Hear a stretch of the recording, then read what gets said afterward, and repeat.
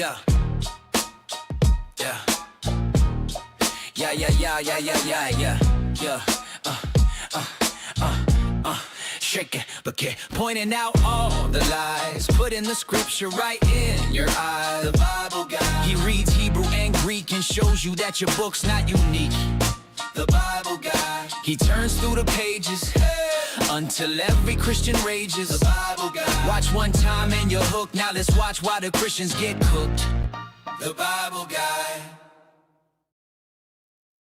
Hey, everyone. Sorry for the late start, but we had some technical difficulties that I had to take care of. Me and Godless Engineer are working on trying to get crosstalk happening between Video Ninja and TikTok callers, and the thing that we did just completely messed up all my audio, so I had to reset to the default settings here, what I normally use. And me and him are gonna work on that later. Um, but the show has begun. Today is February 19th, 2026, and today's topic of choice is Jesus is dead. Prove me wrong. So if you're a Christian out there, come on up. Let's have a conversation about whether or not you think Jesus is dead or alive. And everyone else, make sure you are tapping that screen. Share the live with those you love, with those you hate, with your friends and with your enemies. Let's get the word out there so we can have some interesting conversations and see if anyone can give us a good reason to think that Jesus isn't a corpse. I'm doubtful, but we could be pleasantly surprised today. Um, let's find out. Let's see. Multicast option. There we are. You know who is Flavio Josefo? Nope. No idea who that is. February. February. I wait. Now I'm questioning myself. Is it February or February? It's February. It's February. Let's see. There he is. Hey, how's everyone doing today? If you're a Bible official, you have to show me your badge. I would, but it's tattooed on my ass, and that wouldn't be appropriate for TikTok or YouTube. So sorry, bud. He is a Jewish historian outside of Christianity who affirms the resurrection. Oh, you mean Flavius Josephus? Yes, I know who Flavius Josephus is, and no, he doesn't affirm the resurrection of Jesus. You've been sold a bag of lies, my friend. Josephus says nothing about the resurrection of Jesus. Now, I'll give you this. The interpolation of Josephus mentions the resurrection of Jesus, but the actual original work of Josephus does not mention the resurrection of Jesus. At best, what it might mention is that there was a Jewish guy named Jesus who was crucified at the behest of the Jewish leaders. He was a teacher and a wonder worker, and his followers are still here today. That's at best what Josephus may have written. The version that you'll find in your copies of Flavius Josephus is a Christian interpolation, and most certainly was not written by the actual Flavius Josephus. So no, Josephus does not give us any good reason to think that Jesus resurrected from the dead. Josephus said nothing of the resurrection of Jesus.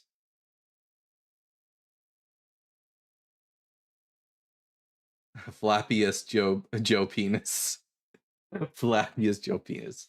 What is the Book of Revelation about? No, just don't forget this, Brianna. It's the Book of Revelation, singular, and not the Book of Revelations. It's about one revelation.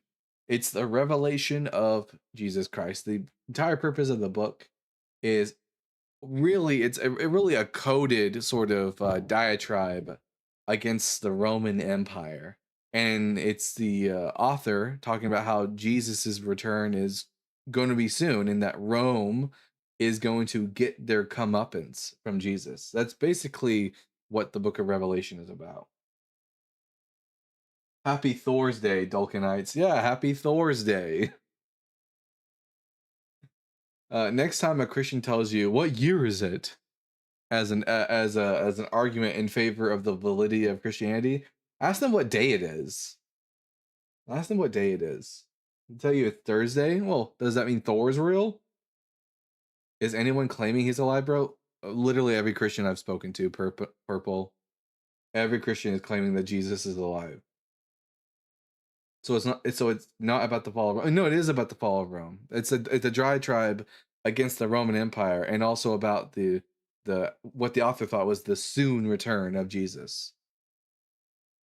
I'm curious why you're so hell-bent on debunking Christianity. I wouldn't describe myself as hell-bent. It's not even that hard. Like, hell-bent would make it sound like, oh man, I'm going out of my way to debunk Christianity. It's not that hard though. Wow, Christians give everyone with any beliefs bad names. I guess. But anyways, speaking of the Book of Revelation, we got our first what is this? Our first super chat for the day. How do I pull it up? Here we go.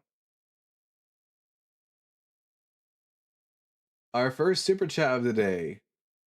From at Floss Cow with the $6.66. Great work, brother. Raise Doug. Hey, hail Caesar, absolutely. Thanks, Floss Cow, for the first super chat of the day. Much appreciated, my friend. Make sure you send in your super chats if you want to hear anything you have to say to be read. If it's against me, if it's for me, whether it's Christian or not Christian, you're allowed to super chat, and I'll read whatever you have to say. You live stream every day. I don't. I'd say that's going out of your way. First and foremost, I don't go live every day. I only go live right now 4 days a week. And it's not even that hard. So no, I'm not going out of my way to debunk Christianity. It's quite easy. It's quite easy. Why are you going out of your way to comment on an atheist TikTok channel, bud?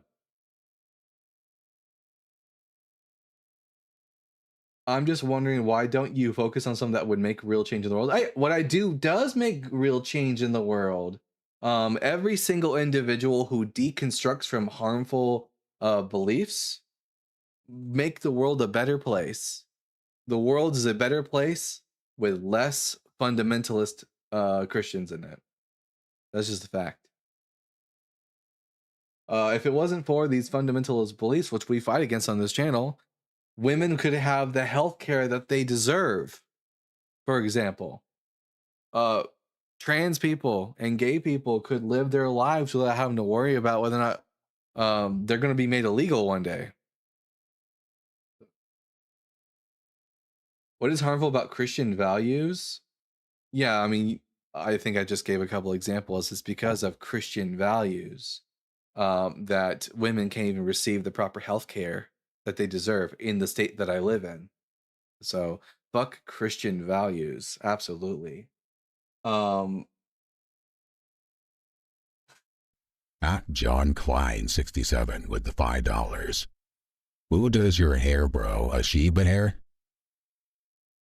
Actually, I'm actually, as you can see, I haven't shaved yet because I think I'm gonna grow my hair out again now and dye it blue so that all the conservatives don't confuse me with their ilk.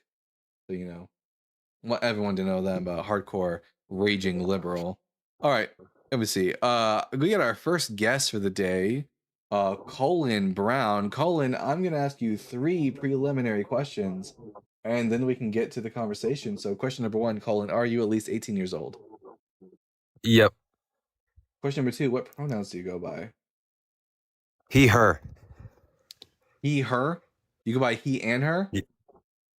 So, no. He when referred to, her when it's possessive.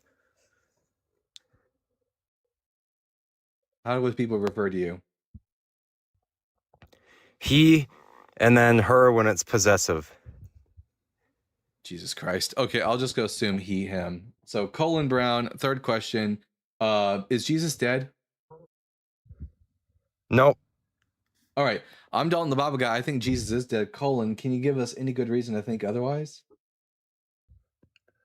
I can't give you material to prove to you that Jesus is Can you alive. can you give me anything that's good? My voice, my existence. My voice in existence is proof that Aristosthenes resurrected from the dead. Is that like a worse argument or a better argument? Well, now that you said that you're a follower of him. 1 second, 1 second. My audience can't hear you. You said y'all can't hear the guest? Here, let me make sure that something's not going off. Here. Okay. Guest, say something so I can see if my audience can hear you now. Chicken wing. Could y'all hear him then? Chicken wing.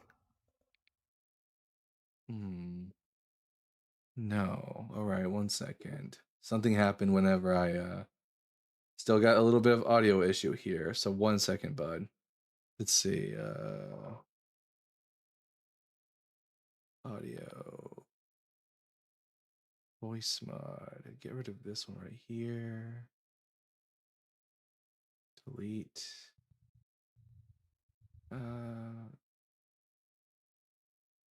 Audio mixer. This isn't good.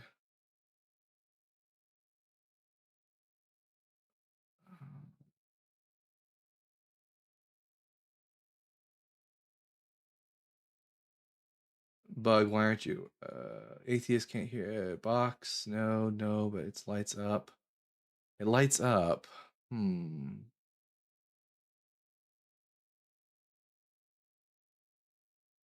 Let's see. If I go over here, this whole thing fucked up everything. Be fine, mic is going. TikTok audio. Here, say something real quick for me. Let's dance.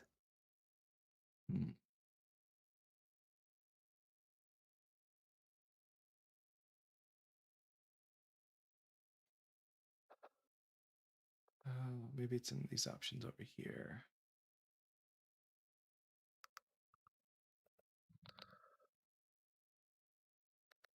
Now I gotta text Godless and tell him no one can hear my guest. Wait a minute. This is wild. No one can hear the TikTok guest.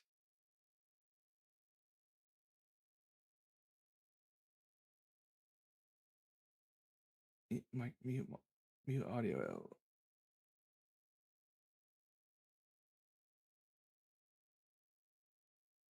Add. Select.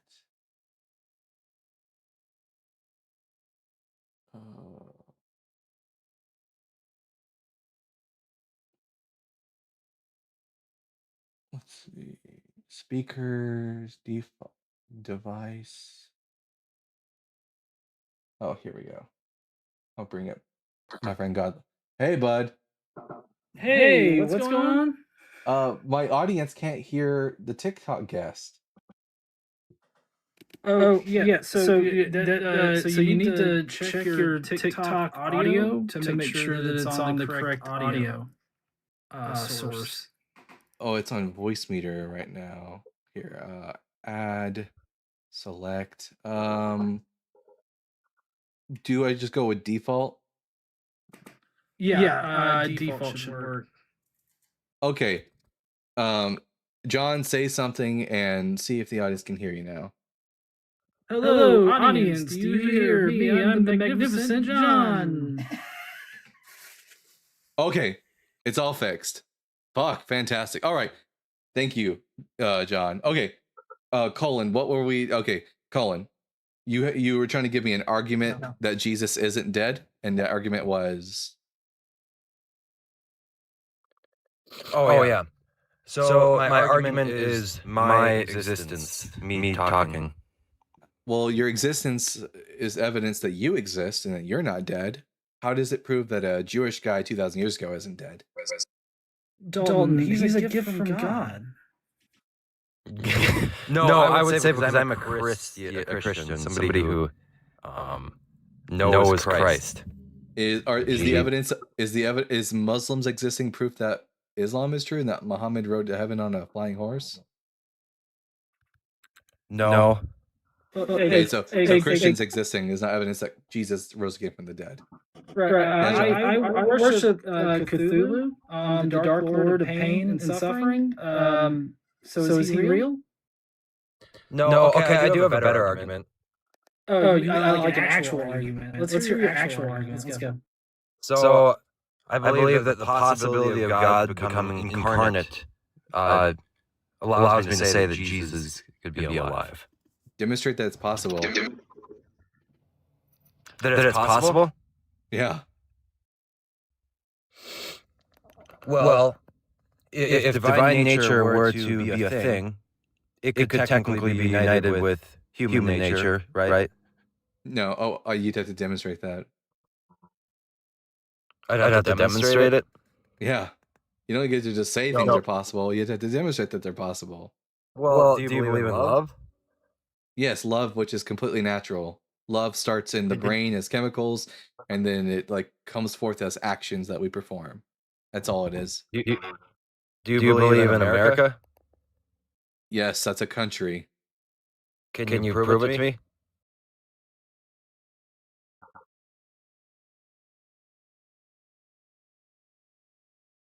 No, but can you?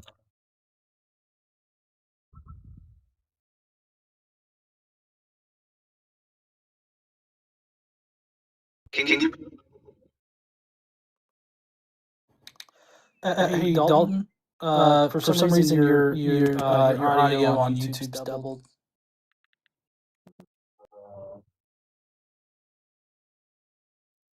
Okay, is there still a double on YouTube, guys?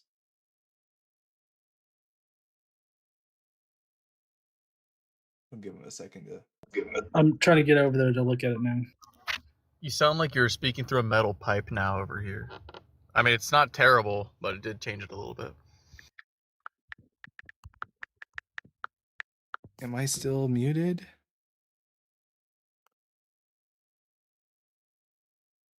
Check 1, 2, 3.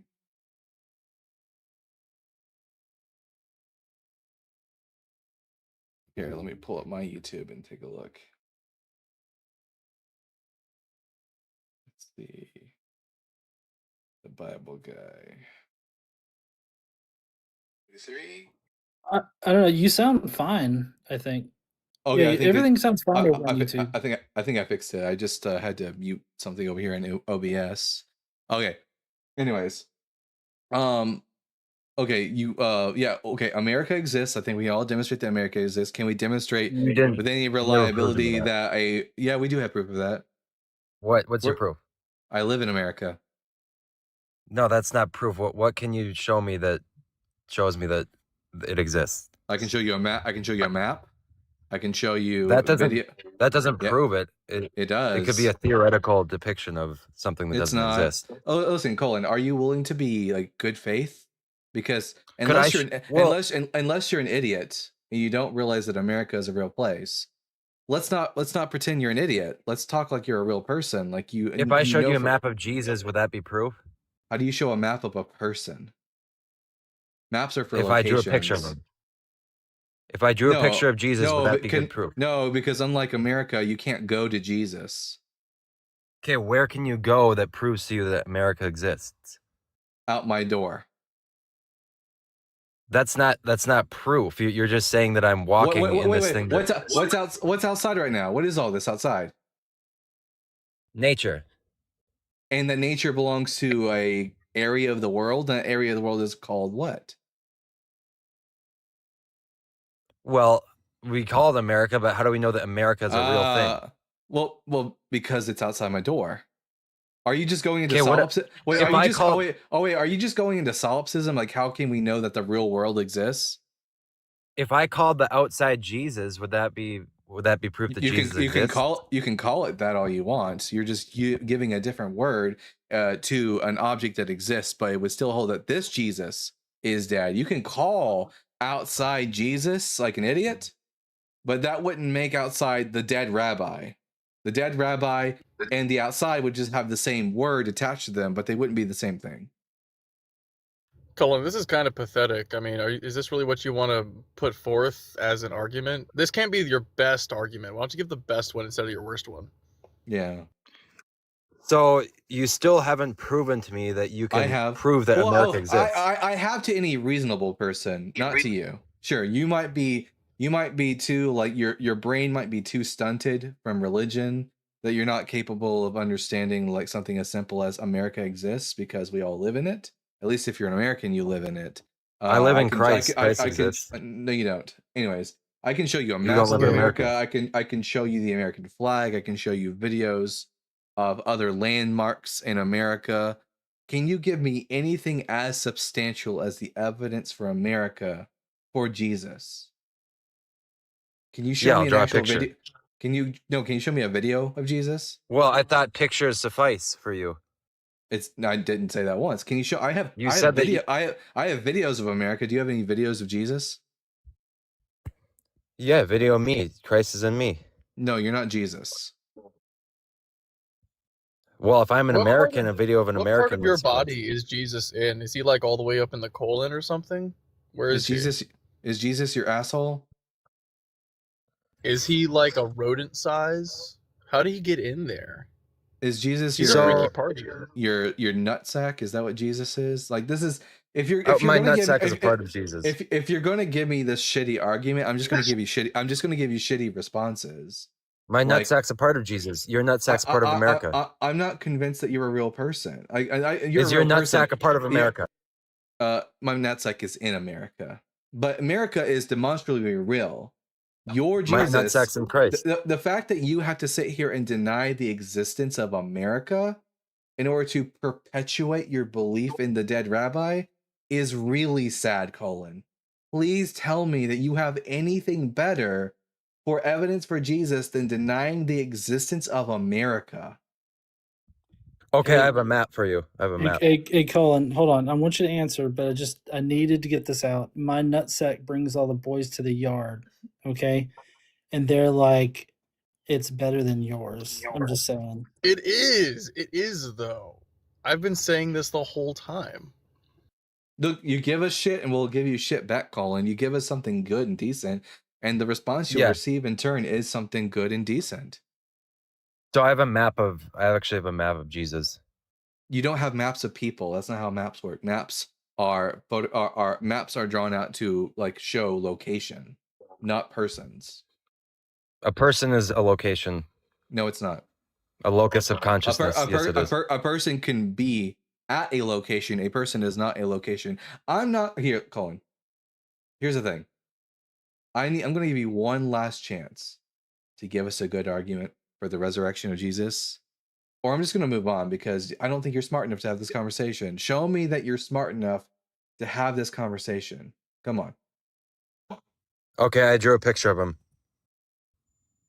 I drew a picture of you think that a picture of I drew a picture of the anti-Jesus, and the anti-Jesus actually cancels out the historical Jesus. So does that mean Jesus no longer exists? I drew the anti-Jesus.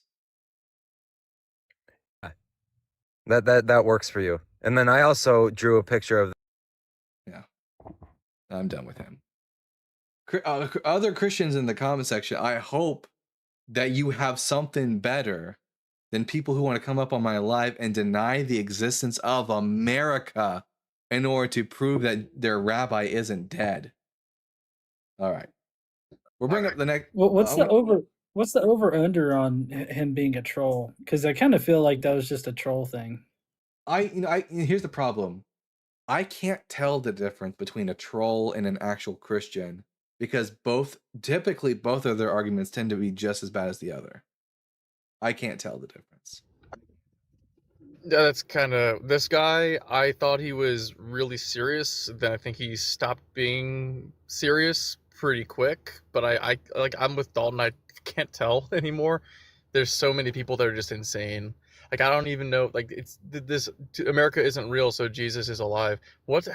How do you draw this conclusion? I don't know how you could possibly make that inference. Well, hopefully the next guest will be smarter, be more honest, and will actually give us anything substantial to believe that, the carcass is still walking about. So, Phoenix. Phoenix, I'm going to ask you 3 preliminary questions, and then we can get to the conversation. Question number 1, are you at least 18? Yep. Question number 2, what pronouns do you go by? He, him, male pronouns, I guess. Well, there are a lot of different male pronouns, but question number 3, is Jesus alive? I don't personally think so, but there's a reason for that, because he couldn't be dead either. It's a true dichotomy. He's either dead or alive.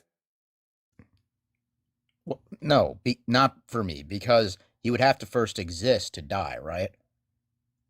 Oh, I mean, yeah. If you're just, if you're, I mean, listen, we can do the mythicist thing, but the point of this live is regardless of whether or not you're a mythicist or not, we're just going to assume historicity and then ask the question of, did Jesus die? Is he alive after he died? Well, I'm gonna say no to both, and the mysticism thing. I'm honestly not familiar with that. Mythicism. I just look at it historically. Mythicism. Okay, yeah, I'm sorry, I'm not familiar with that. I know one of the best references is Josephus Flavius, which was after the Christ, and he kind of capitulated to the Romans about what happened in the Levant during that time. So I think that he did that as a political move. I'm confused. Do you think Jesus of Nazareth was or was not a historical person? I think it was a historical device for Flavius to get in with the Romans so that Vespasian would give him favorable treatment. Oh, he's crazy. Okay. Wait a minute. Why? Okay. Again, the Christ is not crazy if it didn't exist. No. Why would inventing a Jewish dead guy give an end for Josephus to the Caesar, especially if it's only mentioned once in a single sentence at best, at most, if it's not entirely interpolated? How does that Phoenix, give him an end? That's a good to question. Caesar? Well, it's a good question, but for before you answer that, Phoenix, is this coming from Joseph Atwill? No. Okay, so this is a new branch of crazy. All right, continue. Yeah, that's very kind of you. But why would Josephus inventing a dead Jewish guy and only mentioning him once in his entirety of his work somehow gain him favor with the Caesar? Well, you understand that the legion was able to get to the Levant, right? The Romans were already in the Levant before Josephus was ever around. Precisely. And so Flavius, he needed a way to get in with them. So this character called the Christ supported not war, but also not fully capitulating to Rome. That's why we see rend unto Caesar what is Caesar, pay your taxes. And so Flavius said that he pushed this ideology. The Romans saw it and said, what is the evidence that Josephus invented Jesus? Because he was in the resistance against Rome at the time, and then he actually adopted the Roman customs, and so then he became a Roman citizen. So he invented a dead guy? Yeah. Because what this dead guy, who didn't exist, would have supported, said that you should pay your taxes to Rome, and you should not fight. You should be peaceful with Rome. Did he write one of the Gospels or all 4 of them? None of them. But he helped to collect a lot of the books that became the Gospels after the Council of Nicaea. What books that became the Gospels? Because I'm not aware of any books that about the Gospels that precede the Gospels. Well, we have like the Gospel of Judas, Mary Magdalene, but all of these were not canonized. Those are like 2nd and 3rd century works that come after the other Gospels. Okay. And then there would have been other Gospels, like you could say the I'm sorry, but I'm thinking of other apostles. So you could have had like the Gospel of Simon, right? We don't have any evidence of that. Right. The only Gospels we have in the 1st century are Matthew, Mark, Luke, John, and the Gospel of Thomas. Well, Matthew, Mark, Luke, John, and the Gospel of Thomas. Okay. And then there would have been other Gospels, like you could say the I'm sorry, but I'm thinking of other apostles. So you could have had like the Gospel of Simon, right? We don't have any evidence of that. The only Gospels we have in the 1st century are Matthew, Mark, Luke, John, and the Gospel of Thomas. And Okay, as far right. as So the then as why far is as the Thomas not canonized, though? yeah, it's because of the Council of Nicaea and because of Christian history. It had nothing to do with Josephus. Right. And so Josephus was long dead by the time the canon of the New Testament was formed. where I stand is that Flavius would have collected and preserved Thomas, and then the later church would have then But canonized based on Matthew, Mark, what Luke, and John. when Not does Thomas. Josephus ever mention the Gospel of Thomas in his works? He doesn't. But it was his job to collect it as a reference to the Christ figure. Where does he ever say that it was his job to gather these references? It wouldn't have been. Again, it was a political maneuver. So this is something he would have kept kind of secret at the time. So but the Romans would have appreciated this because it was. So there's no evidence for this. This is just a story you've made up, and there's no. There is evidence, and it actually came from Flavius's estate. And a lot of these texts actually would still be under the Vatican right now. Well, yeah, oh yeah, show us the text. You want me to show you the Gospel of Thomas? Yeah, the Gospel of Thomas doesn't make mention to Josephus. No, show me where it says that Josephus was gathering these records to formulate this belief. I guess you would have to look at references of what religious texts would have come out of Flavius's estate. And for the reference that I understand. Okay, what evidence we have that any religious text coming out of the Josephus's estate? Well, he was a well-known collector of books, but he also collected texts like the Gospels. And then a lot of the current texts. What's the evidence that he had any of the Gospels in his possession? Well, as a historian, he was already collecting a lot of texts of the events around him and then past events. Okay. However, there were religious texts similar to the Torah. Prove that any of that was the Gospels. Honestly, what evidence would satisfy you there? Wait a minute. If he's collecting the Gospels, then the story of Jesus precedes Josephus because he's collecting stories about a Jesus figure already. So he didn't invent Jesus. Well, then who did? No one. No one had to invent Jesus. I think if you're going to go with the mythicist position, the most likely scenario is going to be Richard Carrier's position. But if that position is incorrect, then no one invented Jesus. Doesn't make any sense. I want to say this, and it is definitely going to sound crazy. So imagine I say Bigfoot says pay your taxes. A lot of people want us to secede from the U.S., and I say Bigfoot wants us to pay our taxes and wants us to, all get along. So people follow my idea of Bigfoot. I didn't make up Bigfoot. Someone else did. But these collections of stories of Bigfoot might actually bring a social harmony. This is the role that I believe that Flavius played, collecting texts of something to try to get him to work with no evidence at the time. But you have no actual evidence of this. Josephus never once mentions gathering how the are gospel. People going to get evidence that I would have collected texts about Bigfoot? It's just your job to figure out find the evidence, bud. But if you can't give me any direct evidence that Josephus was collecting gospels and then creating some sort of grand conspiracy or whatever, it just sounds like bullshit. It's as much bullshit as the things that Christians say to me. Okay. And I understand that's a fair point to make. I guess where I'm coming from with this is that the connection to Rome that Flavius had and the preservation of a lot of these texts seem to go through Flavius. He doesn't need to invent a dead Jew to get favor with Rome. He already had favor with Rome. Why would I bring up Bigfoot, especially after he already told the Caesar that he was the fulfillment of prophecy. He told Caesar that he was the rising star of Numbers 20. I could tell the president that I'm the fulfillment of Bigfoot, man. It doesn't make me Bigfoot, and it doesn't mean that I made up Bigfoot. Josephus mentions Jesus at most once in the entirety of his works. At most once. This is just a conspiracy theory. This is no different than flat earthers. No different than 9/11 deniers. Nate, I feel that's unfair, but you can say that you feel it's invalid. It's not unfair. You've provided me nothing but speculation. So, Phoenix. But we're talking about scripture. We're talking about books. Phoenix. We're not talking about the shape of the world. No, okay, Phoenix. Let me. So, this is called ad hoc reasoning, right? It's just stating something without actually providing justification for why you think that. So would That's you why like to say correlation does Dal- not mean causation, and you believe that Flavius was merely no, correlated to this, but not the cause of this? no, That's fine. I'll accept that point. no, that's not what I'm saying. Please listen to what I'm saying. What Dalton is asking for is evidence to support your position, because all you've done is make claims, and they're ad hoc because you haven't justified those claims. You've just stated them. You haven't provided anything. You've woven this I conspiratorial could say the same thing to web you of, guys, that, but I that's can in there. still No, agree with it's some of not. your points. No, we haven't. No, we have our points are supported by evidence.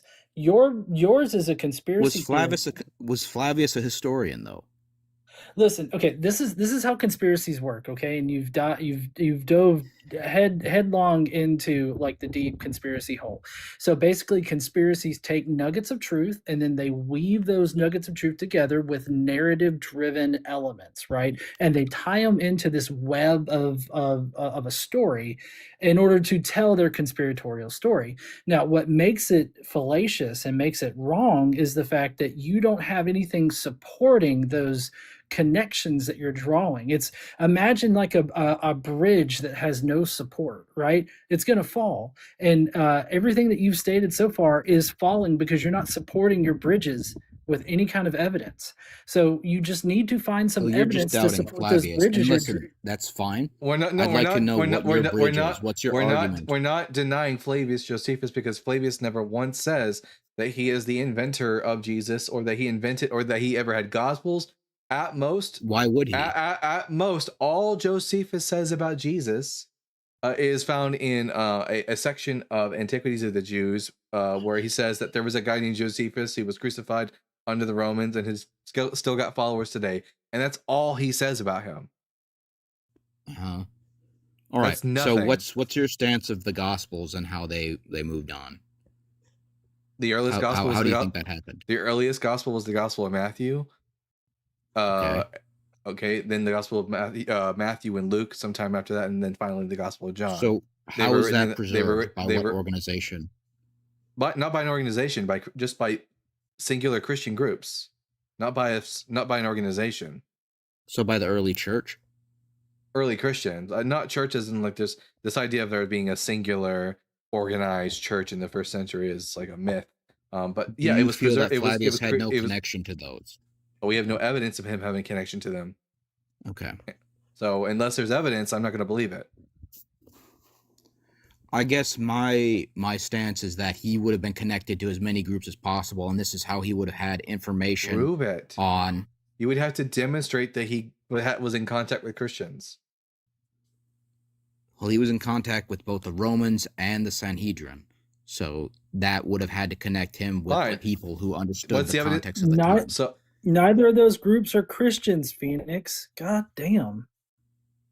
Well, no, there were people who converted during the time, so there would have been converts he would have been in contact with. No, you don't know that Josephus was in contact with any converts because he never mentions them. Okay. And you know what? So you would like me to, I don't know if you want me to come back, but would you like me to try to find evidence that Flavius could have been connected to early Christian organizations? Not could have been, that evidence that he actually was. Okay.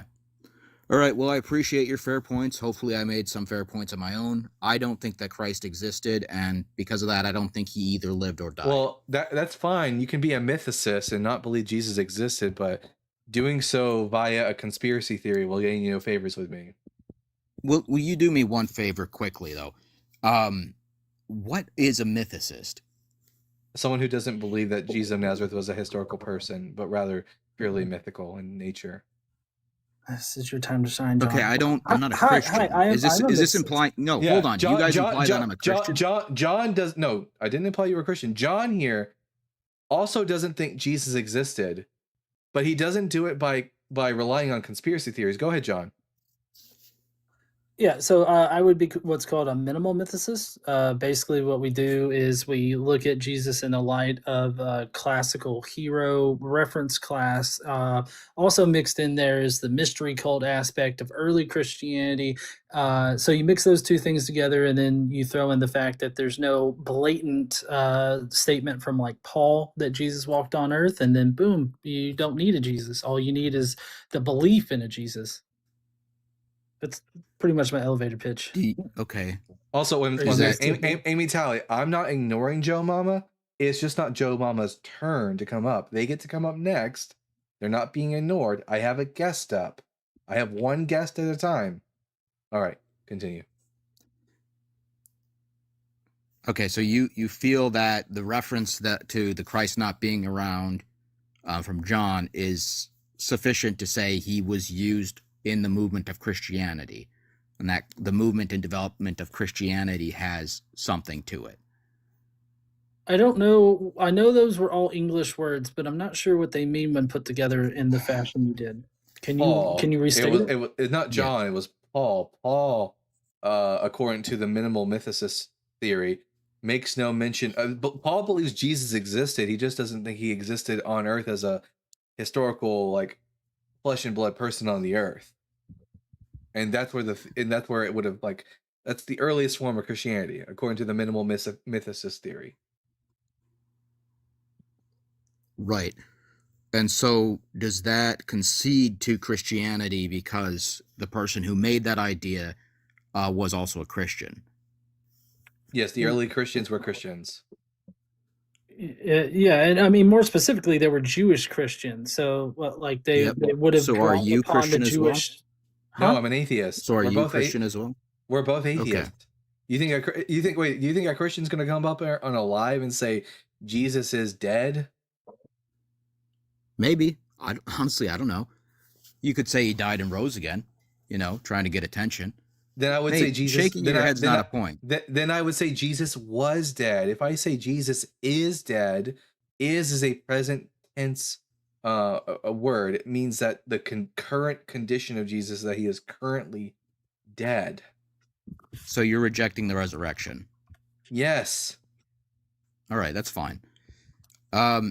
Where do you think that I believe that the Christ is alive and resurrected? No, you think Jesus was invented for a conspiracy theory. I think it's a useful political move. Do you think that it would have been a useful political move? Okay, not in the why first, not in the first century, because Christianity didn't have a strong hand in politics in the first century. It wouldn't be until 313 AD under the Edict of Milan, when Constantine made Christianity legal, that Christianity could have any major influence in politics. Prior to that, it's just a small Jewish cult. And that's my point. And a small Jewish cult has no influence over the Caesar. But it does, because Flavius, he was basically tried by the Romans, right? And so they wanted to know, what do you follow? And he said, all right, he's a Pharisee. He was a Pharisee. He wasn't a Christian. Yep. He would say, I'm a Pharisee. He wouldn't have to invent a dead They wanted Messiah. To know whether or not he would oppose Rome. Yeah, and he didn't, because he's under this ideology. You don't have to invent a dead Messiah in order to say you're not going to oppose Rome. You could just swear your fidelity to Caesar like everyone else would, and even go further like Josephus did and say that he thought that Caesar was the fulfillment of prophecy.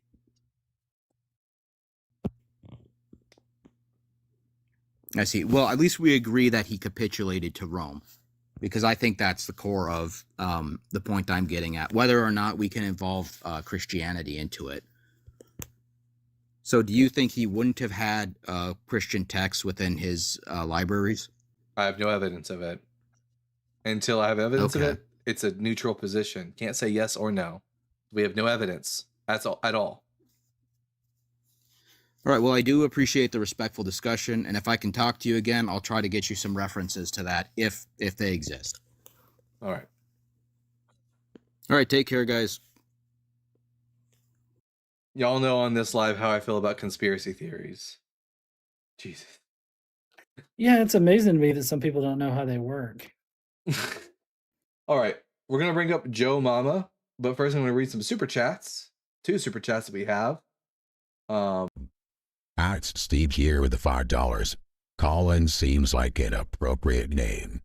Also, W to Steve Gear for sending me $250 on PayPal yesterday. Super W to Steve for that. It's been a rough month financially speaking, and I super appreciate you, Steve. Thank you so much, bud. And at Floss Cow with the $2. Now there's an echo on YouTube. We've taken care of it. We've taken care of it. It's all good now. All right. Now wherever you have Joe Mama. Joe Mama, now is your time. So Joe Mama, I'm going to ask you 3 preliminary questions, and then we can get to the conversation. So question number 1, are you at least 18? Yes, sir. Question number 2, what pronouns do you go by? He, him. All right, and then question number 3, is Jesus dead? No. All right, I'm Dalton, the Bible guy. This is my friend Godless Engineer, and Jesus is dead. Prove us wrong. Am I allowed to use scripture, good sir? I mean, you can use scripture, but we're going to call into question that scripture. Of course, of course. The first one I want to start with is Revelation 1:18. And Jesus says, he's saying this in Revelations 1:18. I'm not sure who the author is. I think it's Timothy, right? Call me if I'm wrong. It's John. John. Okay, so he's saying this to John, and John writes down what he heard, correct? So he Sure. says, I'm the living one. I died, and behold, I am alive forevermore, and I have the keys of death and Hades. All right, now prove that John wasn't hallucinating. Right? So that's like a good thing to go based off of. So that debunks all of Revelations if he was hallucinating or not, right? Yeah. So therefore, I can't use Revelations because therefore hallucination could have been a possibility. It's literally a vision. Visions are... No, I'm not. I'm just agreeing with you. I'm just saying, like, I'm trying to bring up points, and then if you rebuttal it, I'll go on to the next point. All right. So what about in Hebrews 7:24-25? But because Jesus lives forever, his priesthood lasts forever. Therefore, he is able once and forever to save those who come to God through him. He lives forever to intercede with God on their behalf. Yeah, that's just the belief of the author of the book of Hebrews. That's not evidence. He's But just who's making the author of the book of Hebrews? We don't know the author of the book of Hebrews. It's anonymous. But that's just a claim of the author of the book of Hebrews. Like, that's a claim. That's not evidence. Like, okay, that's no different than the Quran saying, and Muhammad rode into heaven on a flying horse and the moon split in 2. Sure. Wouldn't disagree if you want to go down that route of rebuttaling it. So my next question to you would be this, something from the Old Testament. It has to do with Isaiah. Okay. And it has to do with them talking about a prophecy of the Messiah. And it's Isaiah 9:6. It's, for to us a child is born, to us a son is given, and the government will be on his shoulders, and he will be called Wonderful Counselor, Mighty God, Everlasting Father, Prince of Peace. So this is from Old Testament. Yeah. Did you hear the first couple words you said in that verse? For us to a child is born. Is. Notice I didn't say unto a child shall be born. The Hebrew, he yeled yulad lanu, is the word yulad is in the perfect tense, which means it's a completed action, as in from the perspective of the author, in this case being Isaiah the son of Amos, who lived in the 8th century BCE. The child he's referring to is a child that's already been born, not one that will be born 700 years in the future when Jesus was born. Of course. So to follow back up on that, because you're saying that it was someone who was already born, correct? Hezekiah. And the titles given to him in Isaiah 9:6 are just like their enthronement titles for kings. If we follow up, because kings were seen as being quasi-divine. So if we follow up with Genesis chapter 1, I think verse 26 or 27, I think you already know where I'm going to go with this, right? That God speaking to the other gods and saying, let us make man in our image. Yeah, so what does he mean by our? Yeah, the other gods, the divine council. Who are the, so in the divine council? In the ancient Canaanite/Hebrew pantheon, there is the chief god at the very tippy top of the hierarchy, which is El Elyon, or later on Yahweh, and underneath him are subordinate lesser gods like Mot and Baal and Chemosh and Asheret. These are all different gods, and these together make up the council, the divine council, which are mentioned in Psalm 82. God sits in the divine council and he makes judgment amongst the gods. These are just because the ancient Israelites weren't monotheists. This is just Yahweh speaking to other gods and saying, let us make humans in our image. In other words, let's make humans look like us. 2 arms, 2 legs, a head, etc. But you mentioned Psalm. What was the verse again? Psalm 82 is Psalm 82. Which chapter. Is about, yeah, Psalm 82, the entire chapter is about God speaking to the other gods, the divine council. Yahweh sits in the divine council. The other gods, if he's speaking to the other gods in the divine council to judge them in a certain way, why wouldn't he say, I shall judge us?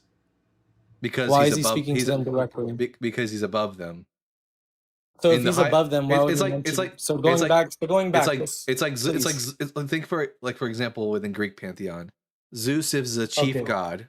He is a god, and the other gods are subordinate to him, but they're also gods. He's just the high god. Yes, and in ancient Israel, Yahweh was the high god, and there were subordinate lesser deities to him. But if he is sitting there and judging them to give them a path that they have to go on, why wouldn't he say there the same terminology he used in Genesis, such as our? I shall judge all of us together. Well, because he's not judging. He's not judging himself. He's a god just like them, but he's just of a higher caliber. He's got more. But Psalm 82 doesn't support the term "our" in that sense of Genesis verse 27. Because in Genesis 1, he said because the human beings are made to look like the gods, and the gods all share an image. In Psalm 82, Can you show me where in Scripture? Because Psalm 82, he is judging people who are below him. No, not people. Gods. He's judging other gods. Sure. Entities that he's created that are not human. Well, yeah, sure. He has sex with his wife and he has children. Sure, if you want to go down that road. If God is saying "our" in 26, show me a time where he says "our" again when he is talking to his council. Yeah, later on in Genesis, he says to the divine council when he sees mankind building the Tower of Babel, let us go down and confuse their languages. Again, this is that language of us. They go down together and they confuse the languages. So when he's saying us, you're saying that he's talking to the council, right? Yeah, the divine council. I'm saying, show me where you correlate us to the council, because in Psalm 82, he does not say us. He is directly speaking to lesser beings that he created. Because he's judging them as the judge. I don't he's think judging them. So if I understand where you're coming from. I think you're having a hard time understanding. The reason why the word "our" doesn't occur in Psalm 82 is because the purpose of Psalm 82 is for the high God to judge the rest of the gods. He's not judging himself, he's judging the other gods. In the Genesis, he's creating human beings to look like the gods, and the gods all share the same form. A head, 2 arms, 2 legs, a torso. That's why he's able to use the word "our" in Genesis, because human beings are being made to look like the gods, and the gods all share the same form. Again, I get what you're saying. But the claim you're making of the claim you're making of "our" is not coinciding with that verse or that chapter, because he doesn't mention "our" again. Oh my God. He's not. Oh my God. Oh my God. I'm just telling you. No, I know you think you're making a point. You're trying to make a point too. You're not making a point. There is a plurality of people that Yahweh is speaking to in Genesis. All right? We have evidence from the early Israelites that they believed in the divine council. We have evidence directly of this in the scriptures. We got evidence of it in Psalm 82. We got evidence of it in Deuteronomy 32 when it says that the Most High God separated all the nations according to the gods, and to Yahweh was given Israel. Like we have But all evidence. those We all have those we have verses evidence. and We have evidence. We have chapters, evidence. We but have the evidence. We have chapters and evidence. We have verses are evidence. We have evidence of the Israelites believing in more than one God and believing in the counsel of God. So the only available answer for who is Yahweh speaking to, because you're just presupposing Trinitarian theology. You don't get to presuppose that. You don't have any evidence of the Trinity in the Hebrew Bible. The only thing we have evidence for in the Hebrew Bible is the divine counsel. Hey Dalton, I got to drop, but you have fun, man. Okay. All right, have a good day, godless. See ya. I'm saying what you are mentioning does not provide context to the term hour. It But if does. you want to say that it does, Who else could that's it be? your opinion. Who else could it be? Who else The looks like? Trinity. Well, no, there's no evidence of the Trinity in the Old Testament. You want to bet? I do want to. I want to bet $1,000 right now. Okay. What about in Isaiah 53:5? Isaiah 53 is about the nation of Israel. It's not even about God. And what does it talk about? The suffering of the nation of Israel in the exile. And Isaiah 53:5. Yes. Notice that in Isaiah So if I 52. read out, Notice what's said in Isaiah 52 verse 13. Behold, my servant shall be highly exalted. Question: is this the first time, Joe Mama, that the servant is mentioned in this section of Isaiah? no, And every single other time the servant is mentioned, does it ever tell us directly who the servant is? By name? indirectly it does. No, not Indirectly. No, directly. It actually tells you directly who the servant is. It tells you explicitly. Would you like to see? Sure. Do you have a Bible on you? Yeah, I have a Google. Is that close enough? Here, I'll just pull it up on the screen. It's in. And if you can you pull up 53:5 next? Yeah, we'll get to that first. But we're going to bring context to Isaiah 53. Of course. Context is important. Mhm. So we're going to start with Isaiah 41, verses 8 through 9. But you, Israel, my servant, Jacob, whom I've chosen. Who's the servant in this verse? You tell me. Well, I just read. Were you not listening? No, I am. I just want your point of view. Well, no. I the reason I asked you was so you can give me the answer, because I just read it to you. I need to make sure that you're understanding what's being said. I'll read it again. But you, Israel, my servant, Jacob, whom I've chosen. Who's the servant here? What verse is this again? Isaiah 41, verses 8 through 9. Specifically verse 8. But you, Israel, my servant, Jacob, whom I have chosen. Who's the servant here? Israel. All right. Isaiah 44, verse 1. Hear, O Jacob, my servant, Israel, whom I have chosen. Who's the servant? It's saying Israel. Isaiah 44, verse 21. Remember these things, O Jacob and Israel, for you are my servant. Who's the servant? It's saying Israel.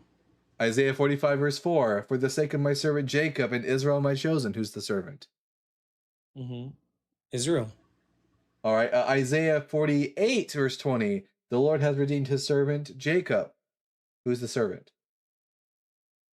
Israel. All right. Isaiah 49, verse 3. You are my servant Israel, whom I will be glorified. Israel. So in Isaiah 41, 42, 48, 45, 48, and 49, the servant over and over again is who? It's saying Israel. So when I get to Isaiah 52, verse 13, it says, behold, my servant shall be highly exalted. If I've read the entirety of Isaiah up until this point, who should I think the servant is? If you're reading purely only Old Testament without the New Testament, you would assume Israel. Yes, without the without all the presuppositions that the authors of the New Testament bring in, because the authors of the New Testament misquote the Old Testament all the time. Yes, the direct literary context of Isaiah 53 over and over again is the servant is Israel. Question: if the servant is Israel and not a singular individual, should we expect at least once in Isaiah 53 the servant should be mentioned as a they or a them in the plural?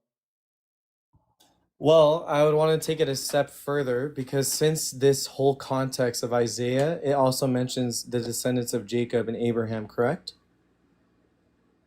Yes. Can we go to Psalm 22? Because the author of Psalm 22 is King Wait, no, David. we're not going to move past Why Isaiah. would we not move with We're not. Psalm? Well, I will. Why would we 100. not use? I will Okay, 100%. go ahead. I will 100% cook you on Psalm 22. But first, I want to Well, cook you I'm putting it all into But context. well, no, that's not context. Different authors. They different are time. within context. No, it's not. It's They are. not. When I read to you, Psalm 22 is not correlated it's to not. Isaiah. It's not. It's not.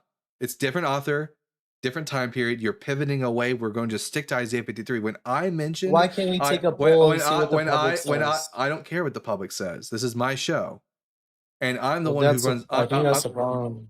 I don't give a shit.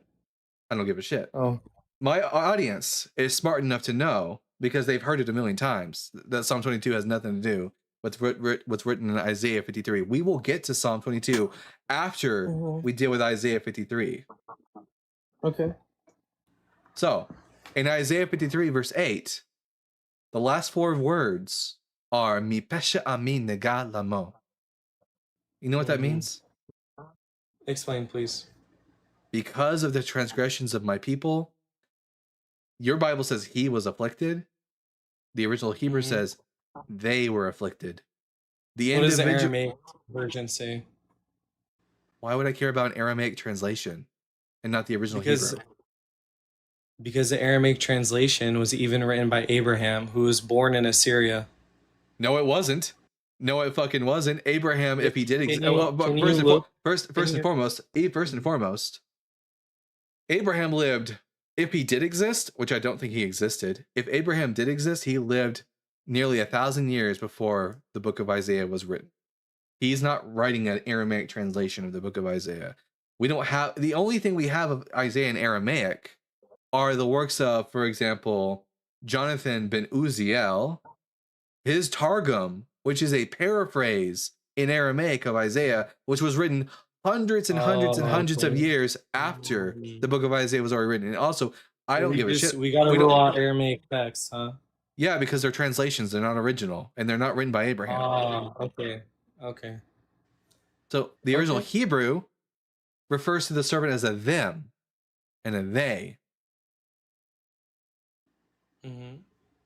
So if every passage leading up to Isaiah 53 says the servant is Israel, and the original Hebrew even refers to the servant as a they, and also says that the servant has descendants and seed, which Jesus didn't have kids, who should I think the servant is, based on the context? Okay, so what about in 53:8?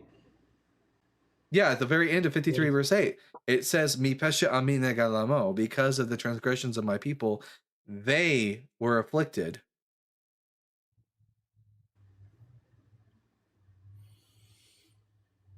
Not he. So you're gonna twist all of he based on Hebrew translation to they? Not Hebrew translation, Hebrew original. The English is a translation. Hebrew original. The Hebrew is the original. But if I were to go to Aramaic text and it's explicitly saying going to an Aramaic text is about as useful to me as if you were to go to a German text or a French text. Those are all just translations. We don't care about translations. The question is, what does the original Hebrew say? So does Isaiah 53:7 in Hebrew say they or he was led like a lamb to the slaughter? There it uses he, but again, in verse 8, so why are we ruling that out?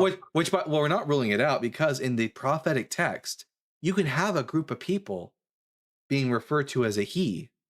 For example. Okay, so now we're going to switch the terminology. No. I can give you evidence of this. Could you open up your Bible to Exodus 4:22? I don't want to go away from Isaiah. You said that yourself. Well, no, I'm going to prove to you that you can have no, because I tried going Psalm 22, and then you said... Because you thought Psalm 22 would provide context, which it doesn't. The question now is, in prophetic text, not just Isaiah, but in prophetic text, can a multiplicity of people be referred to in the singular? Can I speak? Yeah, if you answered what I said. And I'm telling you, we're going to stay in Isaiah. Just like how you... Glitter said Guest is a petulant baby. He is. First and foremost, Joe Mama, you don't get to dictate the conversation. I do. This is my show. You don't get to decide where we go and when we go to it. I do. The question is, you went to Isaiah 22 because Psalm 22 because you thought it would provide context for Isaiah, even though it's written by a different author at a different time. Then I brought up that you can in Hebrew. So when I say in Hebrew, that means all Hebrew text. In Hebrew, you can refer to a multiplicity of people in the singular. So when I say in Hebrew, you can refer to the multiplicity of individuals in the singular. That doesn't just include Isaiah. I'm making the claim that in the Hebrew language, which encapsulates the entirety of the Hebrew Bible, you can refer to a multiplicity of people in the singular. Now, I know you don't want to, but we're going to. Hosea 11, verse 1. When Israel was a child, I loved him. When Israel was a child, I loved him. Also, even in the book of Isaiah, it says, you are my servant, Jacob. In the original Hebrew, there's a difference between you singular and you plural. What do you think the you there is in the Hebrew? Singular or plural? Did you want me to answer? Yeah. When I end it with a question and then I pause, that's the I part would where you assume answer. I would assume plural. You would Or- assume. You say it again? You would assume. You said the you. You said the you in Hebrew. Yeah, when it says, you are my servant, Israel, in the Hebrew, is it singular or plural? Plural. If we're talking about a whole nation, right? You would think, but let's see. Mm-hmm. Let's take a look at the Hebrew. The Hebrew is Ve'ata Yisrael Avdi. And Ata is singular. Ve'ata Yisrael Avdi. You are my servant Israel. It's referring to the nation of Israel, but Ata is singular. It is the second person masculine singular personal pronoun. You. I'm curious, singular. what does Isaiah 44:24 say in Hebrew? Isaiah 44, verse what? 24. 24. Thus saith the Lord thy Redeemer, Ko amar Yahweh go alecha. Which part exactly do you want me to see what it says? Verse 24. Oh yeah, this is God speaking to the prophet, the one who's writing this. And how does he speak to the prophet? Actually, wait a minute. Let's get some context to know who he's talking to. Actually, remember these, O Jacob and Israel, for thou art my servant. So he's speaking to Israel here, and here, what tenses does he use? V'zekar ele Yaakov Yisrael ki evli ata. Again, ata, singular. And when he says atah, if you were to translate to that into English, You, singular. singular. So when he's speaking to someone directly, he's speaking in singularity, correct? Yeah, when you have a group of people like Israel, you can refer to a collective in the singular. That's allowed in Hebrew. But here, right here, you're saying he was speaking to a prophet. Well, no, I went back and looked at the context. It says that he's speaking to Jacob and Israel. Yeah. So the group of Israel are referred to in the singular. So Isaiah 53 using the singular, that's fine because you can refer. Wait, you just said it right there in the singular. Yes, you can refer to a group of people in the singular. It's called the collective singular. So when Isaiah 53 refers to the servant as a he in the singular, that doesn't mean it's one person, because we have examples even in Isaiah of Israel being referred to in the collective singular as a you.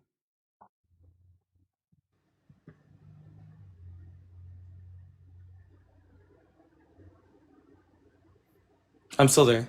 I'm just listening. Well, now you respond to what I just said. So what does it say in Hebrew for Isaiah 45:5? If we're to stick to Hebrew. Isaiah 45? Yeah, verse 5. 45 verse 5. The blessings of it, one shall say, I am Yahweh's, another shall call himself by the name of Jacob, and another shall describe himself unto the hand of the Lord, and the surname himself by the name of Israel. Ze yomar la Yahweh ani, v'ze yikra b'shem Yaakov, v'ze yiktov yado la Yahweh, u b'shem Yisrael zikneh. What is it you want to know about this? This has nothing to do with the conversation at hand. Oh, I guess it's not, huh? Oops. My bad. That's my bad on that. So Isaiah 53 didn't provide evidence for the Trinity in the Old Testament. Well, I'm still a little confused with some of the terminology we're using for Isaiah 53.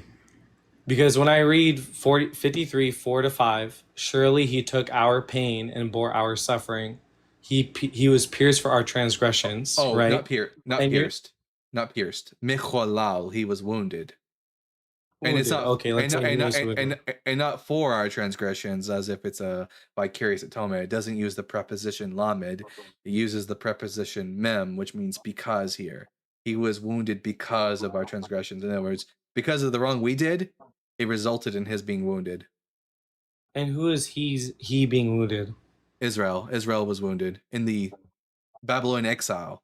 Because of the wrong of the nations, the righteous remnant of Israel were suffering in the exile. Mm-hmm. So, if you're trying to go down the road of saying that he is a plural text, Collective singular. collective singular. So when he's speaking to a group of people, he's using it as a singular to talk to that group, correct? Yeah, we have examples and evidence of this outside of the book of Isaiah and also in the book of Isaiah. So do you now want to go to a different section in the Bible? Because I can agree to disagree, and you are too. Well, We both are. We don't agree to disagree here if you don't provide any good evidence for your part. But yeah, we agree that you disagree. I don't Sure, agree to but disagree. now we have to go to other texts if you want. Sure. Psalm 22. But first and foremost, wasn't written by David. So who was it written by? We don't know the name of the author, but it tells us at the beginning. Really? It tells us in the beginning it was written La David, and the preposition lamed. Remember what the preposition lamed said, which was not present in Isaiah 53, which means for. Here it is present. When it says it's written La David, it means it's a psalm. When it says a psalm of David, of here doesn't mean by. It means a psalm about David. This is a psalm about King David. I'm just curious though. What word did they use for pierce in Psalm 22? They don't use a word for pierced. Your English Bible says they pierced my hands and my feet in verse 16. The Hebrew is ka'ari yadai ve'reglai. Now I'm about to show you something. I'm going to show you how this Hebrew word is used elsewhere in your Bible, and show you that for some reason. How is it used in Isaiah though? Well, I'll show you how is ka'ari used in Isaiah. I'm about to show you something interesting. Turn with me. But they're two different terms, right? Well, no, it's the same Hebrew word, ka'ari. In Psalm 22 verse 16, it uses the word ka'ari. And in your Bible, and in your Bible, ka'ari is being translated as pierced in Psalm 22 verse 16. Let's see how the same exact word is used and translated in Isaiah 38 verse 16. The same exact word shows up. What does your Bible say in Isaiah 38 verse 16? Let me see, good sir. 38 verse 16. Is it as a wait a minute, let me make sure it's Is it 38 verse 16 or is it 1 second. I don't think it's 38 verse 16. Yeah, 1 second. Here. Bible verse. Isaiah as the lion. Book of Isaiah 30. It says 31. Isn't it 53:5 still? But he was pierced. That's what it says in English. I'm curious about that one. That's Psalm 38 verse 13. My bad. 38 verse 13. What is your Bible saying? Isaiah 38 verse 13. After that, can we go to 53:5 as well? Wait, why are we going back to? I know, but I'm saying after. I thought. Okay, no. We're talking about No, Psalm 22. I'm down. I know. I'm we just need asking. to we need to stay on topic. We're all over the place in this Right. conversation. So you said Isaiah what again? 38 verse 13. I'm curious to see how it feels in your. I'm getting whiplash, y'all. Sorry, I don't mean to give you whiplash, good sir.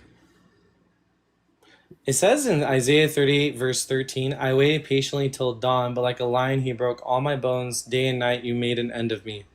All right. You notice how it says in your Bible, like a lion? Uh-huh. Now look on your screen. Yeah, I see The word that gets translated as like a lion is right here. It's highlighted. It's spelled Kaf Aleph Resh Yud. And the Kaf has a comments under it. The Aleph has a Shava Patak under it, and the Resh has a Kirik. And this word is pronounced Ka'ari. That's the word that means like a lion. Ka'ari. Now, when we go to Psalm 22, verse 16, where your Bible says, they pierced my hands, they pierced my hands and my feet.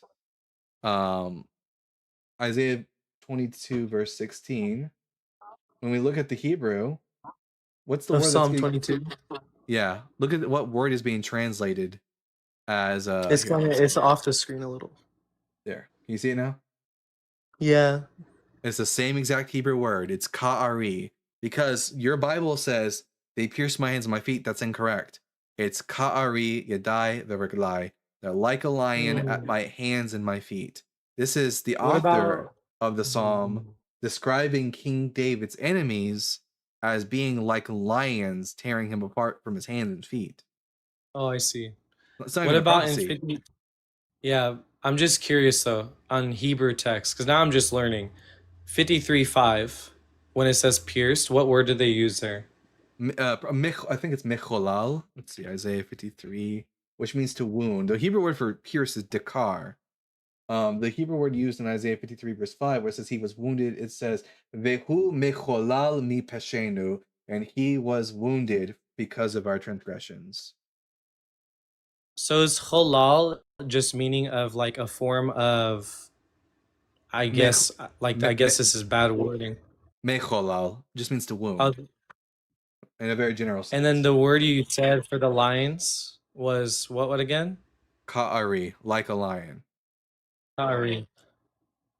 So like a lion, and then another word's using mecholal. For both similar writings, right? Because it's saying piercing overall. So I'm just confused which one to go with in Hebrew. Well, neither of them say pierced. They only say pierced in your Christian Bible because the translators of your Bible are attempting to make these passages appear Christological, to make them look as if they're about Jesus. But in their original language, in original context, they have nothing to do with Jesus. I see. Dang, I didn't know this about Hebrew.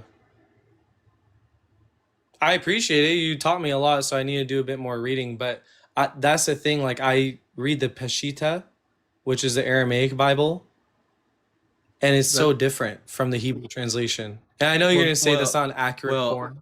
Well, the Peshitta is only the New Testament. The Peshitta is the Targumim, or the Old Testament Aramaic paraphrases. The Peshitta is the Aramaic translation of the New Testament, and that is definitely not original. That's a translation. You know that. Yeah, but they still used Aramaic for certain chapters of the Old Testament. Yeah, for like the books of but for like the book of Daniel, and Ezra have portions of it there in Aramaic, but Isaiah is written in Hebrew originally. So the Aramaic translations you're not wrong. are irrelevant there. I see what you're saying. Okay. I think what I'm going to do, thank you, by the way, I appreciate this. This was actually, I learned a lot. I'm not going to lie. I appreciate it. But I think on my own free time, I'm going to sit down, look at the Hebrew texts, and look at the Aramaic text for like Book of Daniel, and honestly try to come back with a better argument, because you stumped me. I can't argue that, right? I have to do a better job. I actually appreciate it because now I'm learning a lot. So thank you. Joe Mama, I'll tell you this. That's a better response that most callers give me. I'll give you that. That's humility. Amen. That is Christians.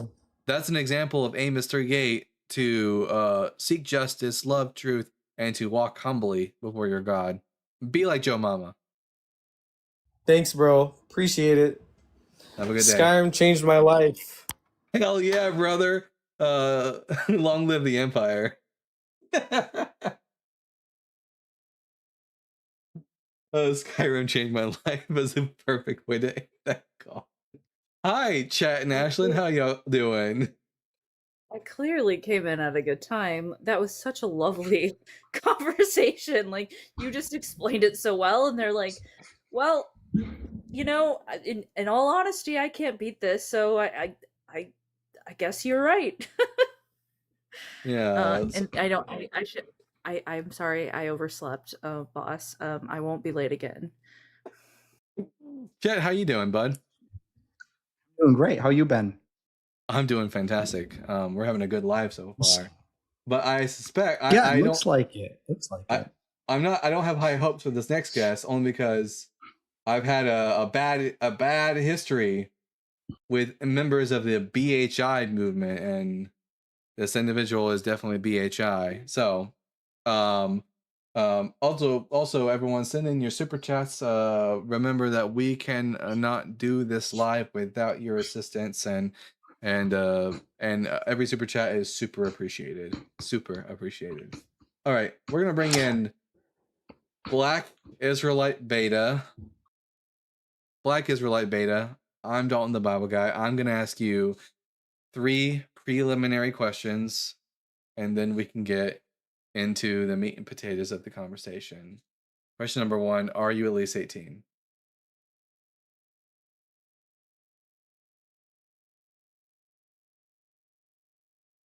Beta, are you there? Yeah. Hopefully not. Black Israelite. Damn it. Beta, Yeah, are you I'm at least here. are you at least 18? Black. You mean Black Israelite, right? I thought you were calling someone else. Yeah, Yes, Black Israelite well Beta. above. All right. Yeah. Question number 2, what pronouns do you go by? I'm a man. He, him. He, him. All right. And then question number 3, is Jesus dead? No. All right. I'm Dalton the Bible Guy. These are my friends Ashlyn and Chat, and we think Jesus is dead. Could you prove us wrong? Sorry, I was distracted for a little second. Just sorry. Can you repeat your question again? Sorry. I was distracted by my son. Yeah. I'm Dalton the Bible Guy. These are my friends Ashlyn and Chet. We think Jesus is dead. Can you prove us wrong? Oh, okay. The presumption is just to the presumption was made by you, and I think it's just to prove when you say Jesus is dead, because the text clearly says otherwise.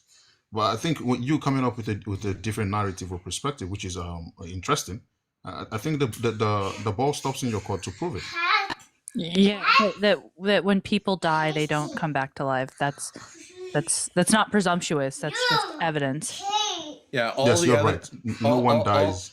All the evidence I've ever been given is that when people die, they don't come back to life. So if I'm going to make a special exception for this rabbi from 2,000 years ago, I'm going to need really strong evidence to suggest that he's not dead. Okay, and I believe that the rabbi that we're talking about here, we're not using the scientific methodology of proving the case, but we're relying on the legalistic method, which means we're relying on information and eyewitnesses and evidences presented in written text. Why would we accept that?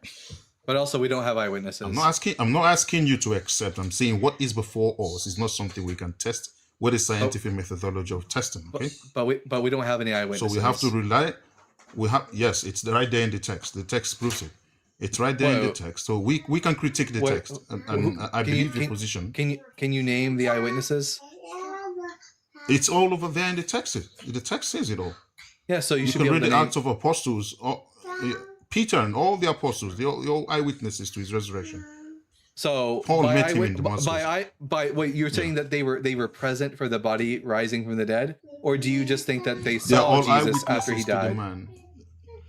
They're all eyewitnesses to the resurrection, and mind you, the man that is so resurrect spoke about his death and his resurrection before it happened. Well, he spoke about him dying. He spoke about him resurrecting and returning. Here's the problem, BHI guy. Sorry, continue. I want to put my sons to be quiet. Just continue. I'm mute. Yeah. I'm gonna mute you. Okay. Here's the problem, BHI guy. We don't believe the gospel as being historical accounts of of Jesus. I don't have any good reason to trust them, especially when they can't agree on when he was born, any of the circumstances surrounding his birth. They can't agree as to what day of the week he was crucified or the circumstances surrounding his resurrection. The Gospels disagree with Paul as to who was the first person Jesus appeared to. They're not very reliable, and for me to like trust them to believe that Jesus resurrected the dead. Okay, I think what you're doing is quite preposterous, seeing that you're using the same text that presents this man as risen, and eyewitnesses presenting him as risen, and we're persecuted for him. We're persecuted for this same. Can I? Yeah, can I say what I want to say, please? And this man. What we have. Can I be done before you cut me off? Can I be done before you cut me off? What we have are stories from anonymous authors saying that people saw Jesus rose from again from the dead. I agree with you. But let the text speak for itself. So let's speak. You and I are only arguing based on the text, and your position is also based on the text. My position is based on the text. Unless you can bring your position from the problem. Can I be done with your point before you cut me off? Okay. The problem is I can't let the text speak for itself, because there isn't just the text. There are multiple texts, and when I let them speak for themselves, sometimes they contradict each other. Okay, seeing that you are discrediting the text, I agree on that, okay? So let's put the text aside. Can you prove Jesus? What other measure, and what can you put on the table? Prove him, and then let's argue based on what you put on the table. Prove him? I don't believe Jesus resurrected from the dead. I couldn't prove that he rose again from the dead. I can't prove it because I don't believe it. I agree you don't believe it. So like I said, you are making the presumption, or you're making not a presumption now. You're making an assertion that the text cannot be valid, or it cannot be validated. I agree with that. I agree with that. Lady, please, I'm coming. I agree with that. I agree with your position. Yeah. Excuse me. I'm not. You don't get to address me in that fucking way. Hey, listen. He made a statement, and I'm trying to make mine. It doesn't mean you get to say, "Hey, lady." Hey, listen. Wow, typical BHI behavior. I'm making a comment about the fact that you're asking him to do your homework for you and make your argument for you. That's a valid fucking. That is a valid fucking complaint about your argument. Yeah, my co-host gets to complain about you asking me to do your homework for you. And you don't get to go off on her. I get she doesn't have I get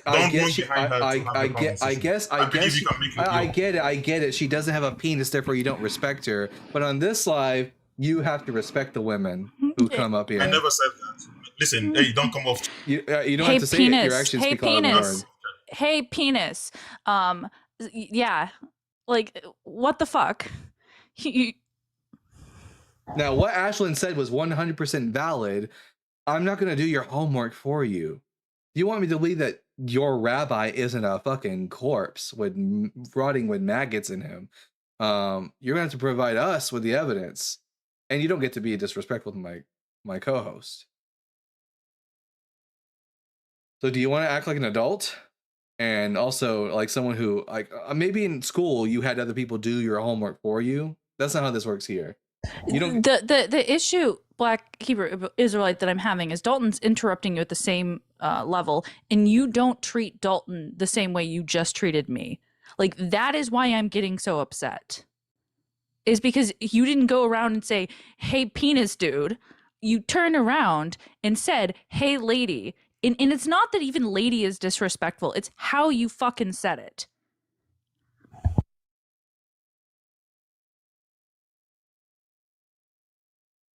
Can we continue the conversation, please? Yeah, you want to apologize? Yeah, that's what say. As long as you acknowledge what Ashley just said, let's continue. No, I want you to apologize. What I did to you? Yeah. No, apologize. What did I do to you? Apologize. She just told. Okay, maybe you weren't. I know maybe you weren't listening because she's a woman, but she already told you what you need to apologize for, and we're not moving forward until you acknowledge and you acknowledge what she said. Like what you know. So you're admitting you weren't listening to her. I'm having a conversation to her, so for all I care. Hey, penis, I want you to apologize. Yeah, penis. So go ahead and apologize to her. I guess you're running behind the lady now. So if nope, running behind me. What am I lesser then? Am I Right. lesser than this? Me and her walk side by side on this. No one's behind anybody. Now you will either apologize to her, On the conversation, or you want to or I'll just drop you. I don't need you here. I got other guests waiting. be my guest, my brother. Who cares? Be my guest. Yeah, Drop me. Hey, I don't do this often, but I made a comment that you literally asked Dalton to do your argument for you. That was a valid fucking feedback. And then you said, Yeah. "Hey, lady." What a piece Like, of shit. the fuck? I knew it was gonna end up being like that. They always go crazy like that. Okay. We're gonna bring up Tin Man. Gee whiz. But before we bring up Tin Man, I'm gonna read a super chat. Here we go. At Chris Winham with the $10. Is an eyewitness testimony the least reliable? Yep. Yeah. In a court of law, eyewitness testimony is the least reliable kind of evidence that one can provide. And yet it's the one that they always go to. But again, they can't name the eyewitnesses, and the eyewitnesses they do name aren't actually eyewitnesses because, like, we don't know who wrote the Gospels.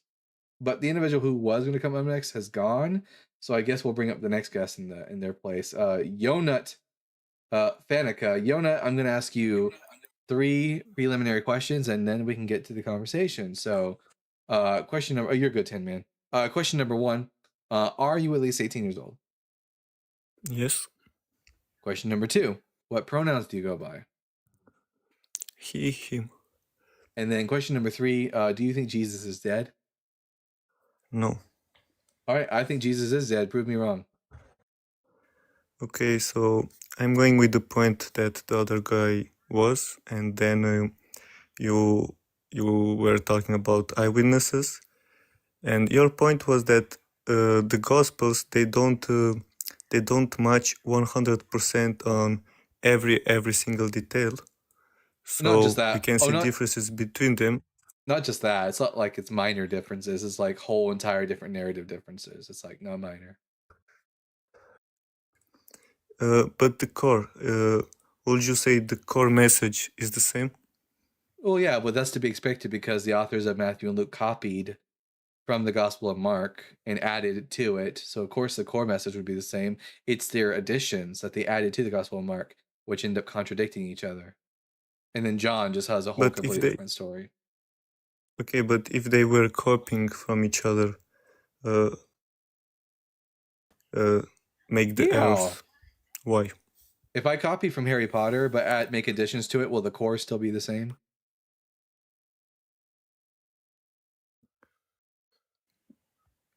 Of course, but you can take care so you say different things, but not contradicting some small details. Yeah, I mean, like you will be careful. Let's say I copy Harry Potter, but I change the entire opening of Harry Potter so that instead of Harry being like from Little Wingington and living with a abusive uncle and aunt, he's actually from like the central London, and he's actually belongs to a nice family. I change that bit, but I leave everything else the same. The core of the story is going to be the same. I've just made up an extra contradictory intro story, just like how the Gospel of Matthew and Luke have completely contradictory openings because one or both of them are just made up. I'm sorry, but here's the thing. The argument that you're presenting is easy to say, but if they were copying, because you said to me that they were copying from each other, they would for sure be more careful about those things. And because we know they're not copied, because we believe they were. Well, not necessarily, Yonut. First and foremost, you recognize that the majority of people in the ancient world could not read. And there aren't people going out there fact-checking the Gospels. They're not like, it's not like there's people out there who had 2 different variations of the Gospels. They had Matthew and they had Mark in their hand, or Matthew and Luke, and they were like fact-checking everything. Most people couldn't even read. Most people in the first century who had a copy of the Gospel only had one of the Gospels given to them. They wouldn't have had all 4 Gospels. It wasn't until much later in Christian history at least by the 2nd century, that people are collecting these works and bringing them together for a singular like compendium of work, a compendium text. So they don't Wait, you have mean to they be didn't have careful. Barnes and Noble? They They did not didn't have have. Barnes and Noble. They had Barnes and they had Nobles, but they didn't have Barnes and Noble. Oh, But okay. yeah, but no one's fact checking them. Again, even today, if 4 students are in school and then the next day the teacher tells them to write something about the day before them, all 4 of them were in the classrooms, but they will write things differently based on their perspective. So Yeah.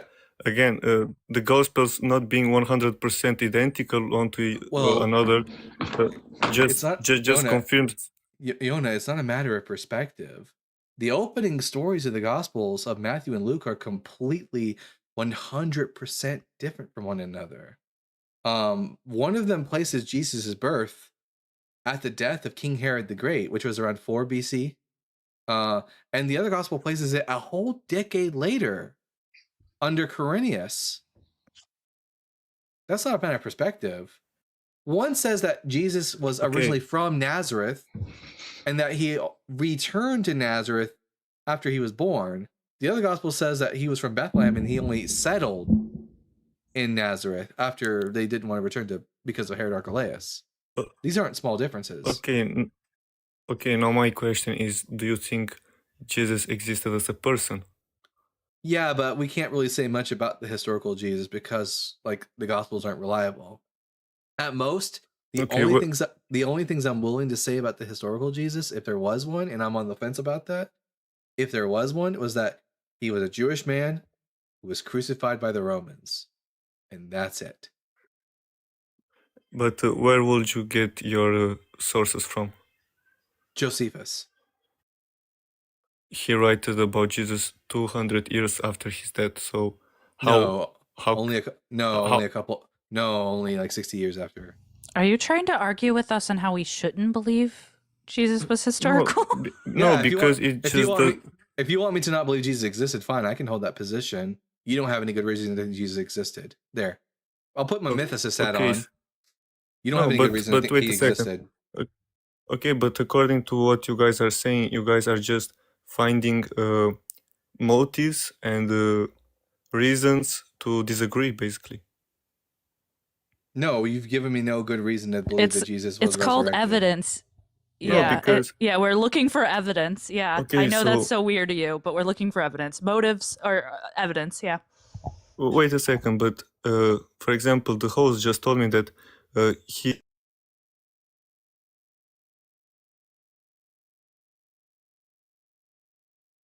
Hello. Is it just me? Okay. I thought no. Who just wrote that? Yeah, you cut out. You cut out there, Yonut. No one heard you.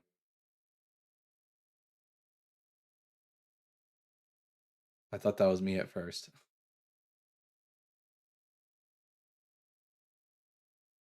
Here, I'll put my. Someone said mythicists wear cowboy hats. Sure, here.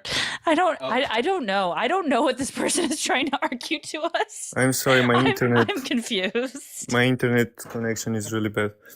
My point is, if you believe, and you don't have to take any side only for discussion, but if you believe that Jesus existed as a person, then you go to the earliest sources and go read what's about him. The earliest sources on Jesus is Paul, and all Paul says in his writings is that Jesus appeared to people after he died, and that's easily explained through bereavement, hallucination, and collective delusion. Okay, so again, thank you very much for going straight to the point, because my English is not very, very good. It's not my first language and it's a bit hard for me. But okay, so the letters of Paul, historians, the majority of them believe that the original letters were written 20 to 50 years after his death. And if there was, for example, if the people did not agree at all with it, the eyewitnesses still lived at that point, and they could disagree with them. We don't. Is it right or wrong? Well, here's the thing. We don't have any writings from the eyewitnesses, so we don't know if they agreed or disagreed with what Paul said. Okay, so what do you have then? All we have is Paul. The earliest Christian. We don't get any Christian writings except for Paul until around 70 AD, and then we get like the first gospel written by we don't know who. So Dalton, you have a reverb, and I don't know if it's just me, but it sounds like you have a reverb. Me? No, me. No, Dalton. In the comment section, y'all let me know if y'all hear a reverb. But yeah, Again, like I want to let all we have for the first 40 years of Christianity or so is Paul saying that Jesus appeared to people after he died, and we have perfectly natural explanations for this. Okay, and you know what we have about Paul himself? We don't have anything about what Paul. we know. All we know about Paul from what he tells us is that he was at one point a non-believer who persecuted Christians, although he doesn't say in what degree or what manner he persecuted them, and that he had a vision where Jesus appeared to him later, which converted him, and that's all we know about Paul. We know that he was a Pharisee from what he tells us, but again, like when it comes to the Book of Acts, we don't trust the Book of Acts because it disagrees. Like even the Book of Acts disagrees with Paul.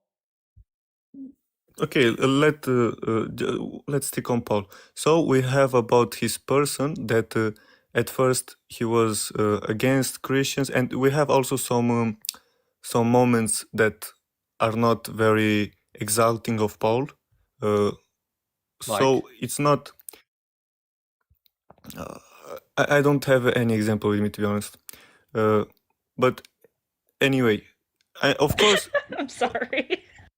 No problem. Of course, nobody can prove that something that happened 2,000 years ago is 100% factual or not with clear proof. That's sure. We do not have. Here's the thing, Yonut. When Paul tells me that Jesus appeared to certain people, I don't doubt that. But that doesn't mean Jesus is not dead, because guess what? Even today, we have perfectly healthy individuals with healthy brains who, after experience the death of a loved one, will hallucinate their loved ones. So if that Jesus appeared to Peter after he was crucified is perfectly explainable as bereavement hallucination. Okay. Was it normal? Of course, you give the example of Peter, but for example, Paul, he's not a good example to say that he hallucinated because he loved Jesus so much, because before Jesus appeared to him, according to Paul, we don't know any of the circumstances surrounding Paul's conversion. All he tells us is that he had a vision where Jesus appeared to him. We don't know what prompted that. It could have been that Paul had it could have been just as that Paul had a loved one who had become a Christian, which convinced him otherwise. It could be that Paul was experiencing a lot of guilt from the fact that he was persecuting Christians, or maybe Christians were making good arguments to him, and that led to him having these experiences. We don't know anything about the background behind Paul. Also, just FYI, we don't actually have to provide you with an explanation. The burden of proof is on you to demonstrate that supernatural things can exist. We're just doing it to provide a naturalistic explanation, and which is like highly probable, by the way, because many people, even to this day, experience this type of psychological phenomenon. Okay, and to be honest, I was already satisfied with what this discussion was till this point. But my last point on this discussion was the 500 people that Paul claims they saw them, which of course I cannot prove that those 500 people did see him or not. It's the accounts of Paul. And the group. I'm going to ask you questions about the 500. I'm going to see if you can tell me anything about them. First and foremost, do we know the names of any of the 500? Of course not. Do we know where this mass appearing took place? I don't think so.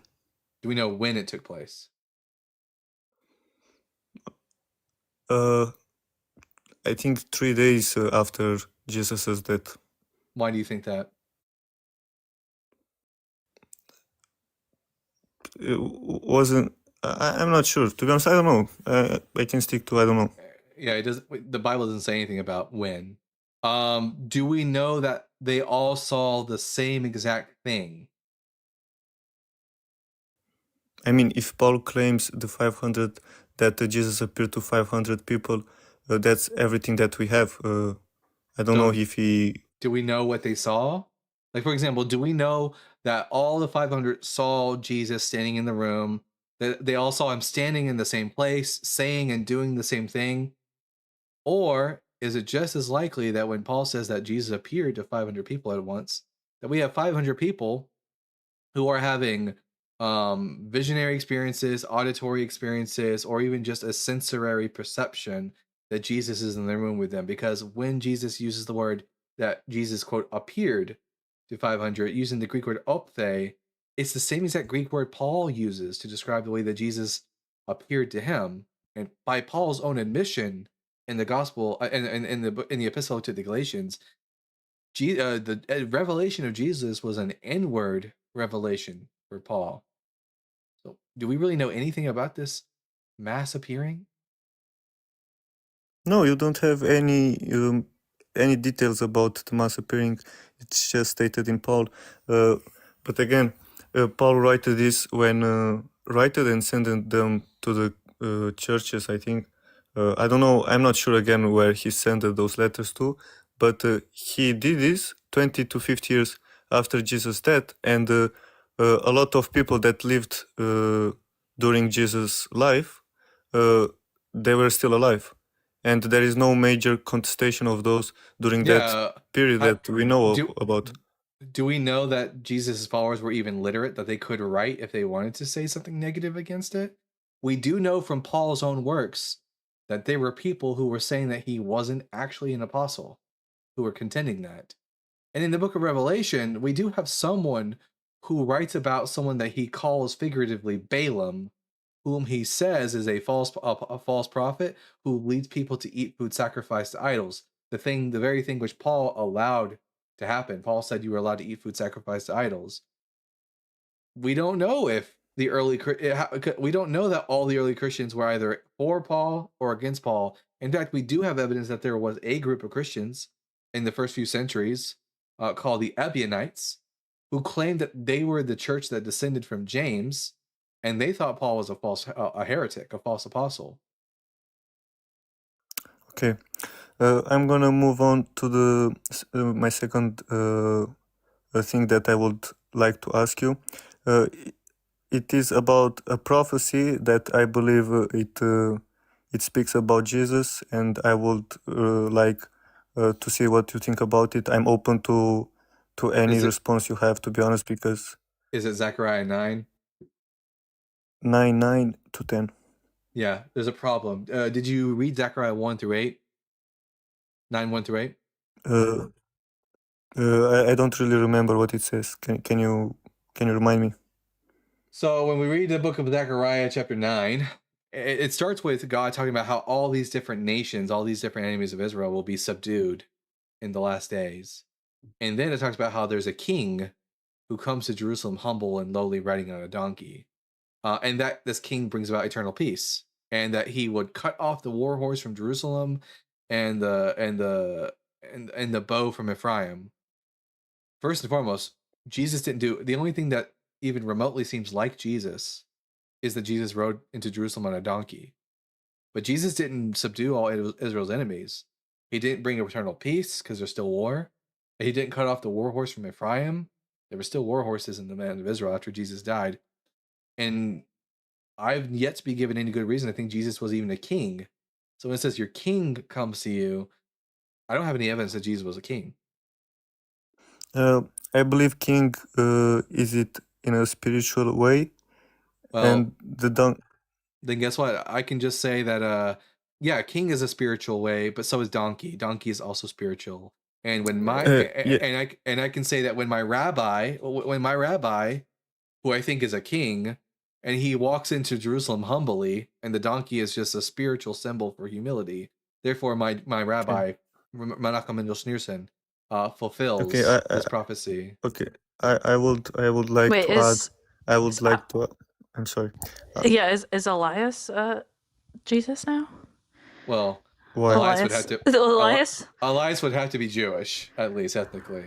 Those are the stipulations. Oh no. Yeah. Dang Okay, it. I would like to add that in the verse there it says that he's going to rule from sea to sea and from the river till to the end of the world. Which And Jesus doesn't. so yeah, but something like that. No king before Jesus, and I think not even. I think there's no possibility that any possible future king of Israel or anyone at all can accomplish. Then no It's one. very, very unlikely. Then no one has fulfilled it, and no one will fulfill it. But unless Jesus is literally a king, unless you can demonstrate to me that Jesus is a king, in the same way that I can demonstrate that King Herod was a king, or that presently King Charles is a king. You just saying that he's a I'm spiritual sorry, king. but Guess what? There are other Jewish people who point to other people and say that they're like, for example, there's a group of Jewish people called Chabad Messianists. In the 1990s, there was a rabbi that was their rabbi. His name was Menachem Mendel Schneerson. And there were some people who thought he was the Messiah. And even to this day, there are some people in Chabad who think that Menachem Mendel Schneerson is the Messiah. And they call him Melech HaMashiach, King Messiah. So, can you demonstrate that Jesus is more of a king than Menachem Mendel Schneerson? I got it, Dalton. He was spiritually. Elias is spiritually a Jewish person, fulfilled. All right. Can you prove that Jesus of Nazareth is more of a king than Menachem Mendel Schneerson? I'm sorry. I'm being as humble as possible, to be honest, and I'm really trying to be as honest as well. But I don't think there is a need for sarcasm. But anyway, you guys can do whatever you want. Again. I'm entertaining because if not, no offense, if not, yeah, if I don't like interject with like funny things, a lot of people lose interest. This isn't poking fun at just you. This is like the idea that spiritual fulfillment of things exist entirely. You're not the first person to come up here and use this excuse. It's okay, but again, for this specific verse, ruler from Yonut. Can you prove that Jesus is more of a king than Menachem Mendel Schneerson? Because both their followers claim they're kings. Okay, I can. If you go now randomly to any Christian in any place, and there are 2 billions of them, if you ask them who is the King of Kings, they are gonna say Jesus Christ. So there's the big difference because on a spiritual way, because he did do it. Wait, by the way, the Chabad Messianist movement has only been around for a couple of decades. Christianity has a lot more time to flourish, and also it had the backing of the Roman Empire to make it popular. Are we just saying that because Christianity is more popular, therefore it's more true? That's literally a fallacy. It's called the argument ad populum. It's a fallacy. Just because a bunch of people believe something doesn't make it true. There was one time in history where the majority of people thought the earth was flat. And now, majority of people think the earth is a sphere. Was it at one point actually flat and then it magically turned into a sphere because more people believed it was a sphere? Okay, now it's not about beliefs, but again, you can ask. I mean, there was never a king from sea to sea that and there still ruled isn't. And Jesus isn't that either. I have no good reason. Just because a bunch of people really, really believe it doesn't make it true. I would need some good evidence that Jesus is actually a king who rules from one end of the earth to the other, because I've never gone to a country where the laws there were legislated by Jesus as a king. Okay. Now my question is, if he was a king in the literally sense, in the literally way that governed, let's say, half the world, from sea to sea and all of these things, okay, he will do it literally, and that will be like him fulfilling the prophecy. But now that generations and generations of people believe that he is our Lord and Savior, he's our King, it doesn't fulfill it.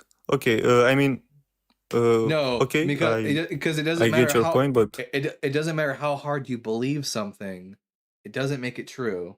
I can sit here and believe really, really hard that I'm a millionaire. It won't change my bank account whatsoever. And it doesn't matter how many other people believe it. It won't change my bank account. What changes my bank account is whether or not money actually gets put into it. And it doesn't matter how many people really, really believe that Jesus is a king, unless he's sitting on an actual throne, demonstrably sitting on a throne, not just like making a claim he sits on the throne, but you can't prove it. Unless he's demonstrably sitting on a throne and legislating over a group of people as a king, I have no better reason to think that he's a king than any other false messiah. Dalton, you're rich in knowledge. You don't need that money. Fuck that. I'd rather have the money. But Yeah, send gifts, everyone. You gotta get that bank account. Non-spiritual. It was nice talking with you. I hope you have a very nice day, and yes. You cute, Bye. Yonut. Hey, Dalton, I just want to say, Apostle David says, enjoy hell. I will. So, yeah. It's air conditioned. There's pegging there. So, there's I'm pegging sorry, in hell. I'm sorry. I just want to make this last point, and I'm gonna finish. Ashlind, I'm sorry. I have nothing with you, and you call me Donut and say anything you want. I just want to say that I wish you a very nice day and keep doing what you do. Have a nice day. Thank you. I appreciate that. You as bye. well.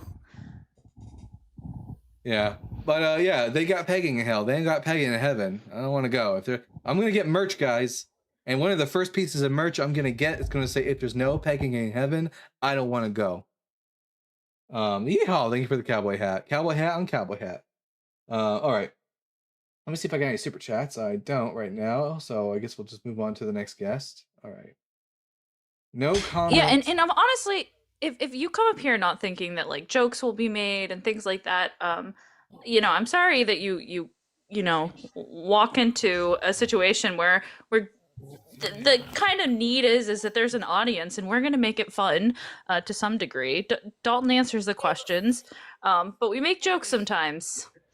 Yeah. Also, that Jay. Happens. Also, the new rule, by the way, Jay, for everyone who says who talks about my lips is, we're all just going to assume that you want to kiss me. So, Jay, I don't want to kiss you. Anyways, so okay. W Parker for the gift. Yeah. I think it was like a hatching dinosaur. Oh hell yeah! Thank you. Okay. All right. No comment, Lily. I'm gonna ask you. You kiss men, not you, Jay. If I did kiss men, I definitely wouldn't kiss you. No comment, Lily. I'm gonna ask you 3 preliminary questions, and then we can get to the meat and potato conversation. So, question number 1: are you at least 18 years old?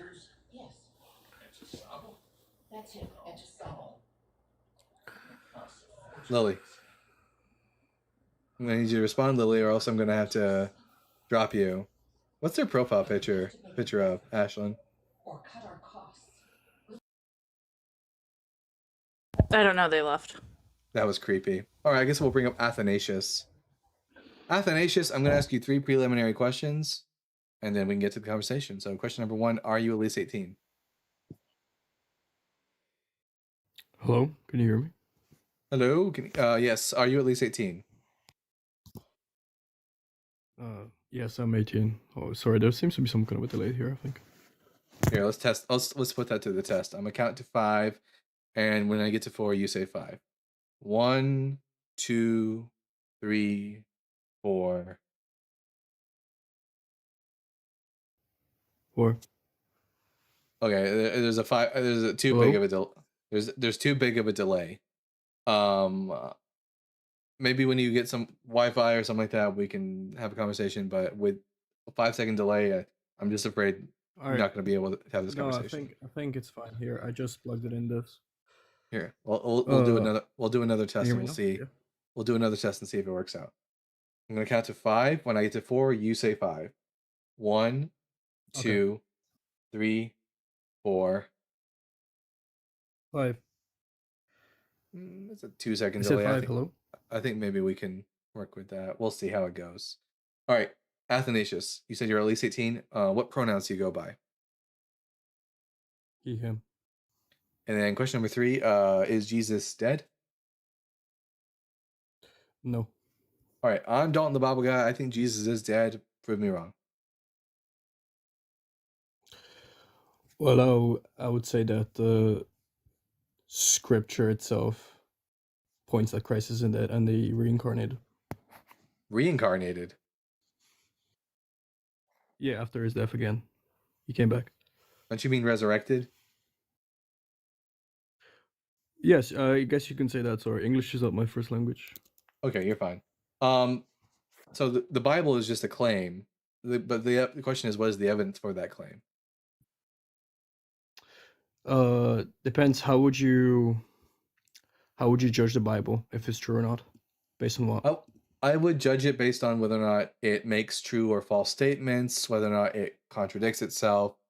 And when I judge it by that standard, it sort of comes short. On what grounds are you judging it using contradictions? Yeah, like for example, historical ground. Like if I see that it makes that's one example. Historical ground. If it makes a claim that Jesus was born around like 4 BC, and then later makes the claim that he was born 10 years later, that's a contradiction. Yeah, but on what grounds should we not follow contradictions, for example? On that, I want to believe true things. That they're not true?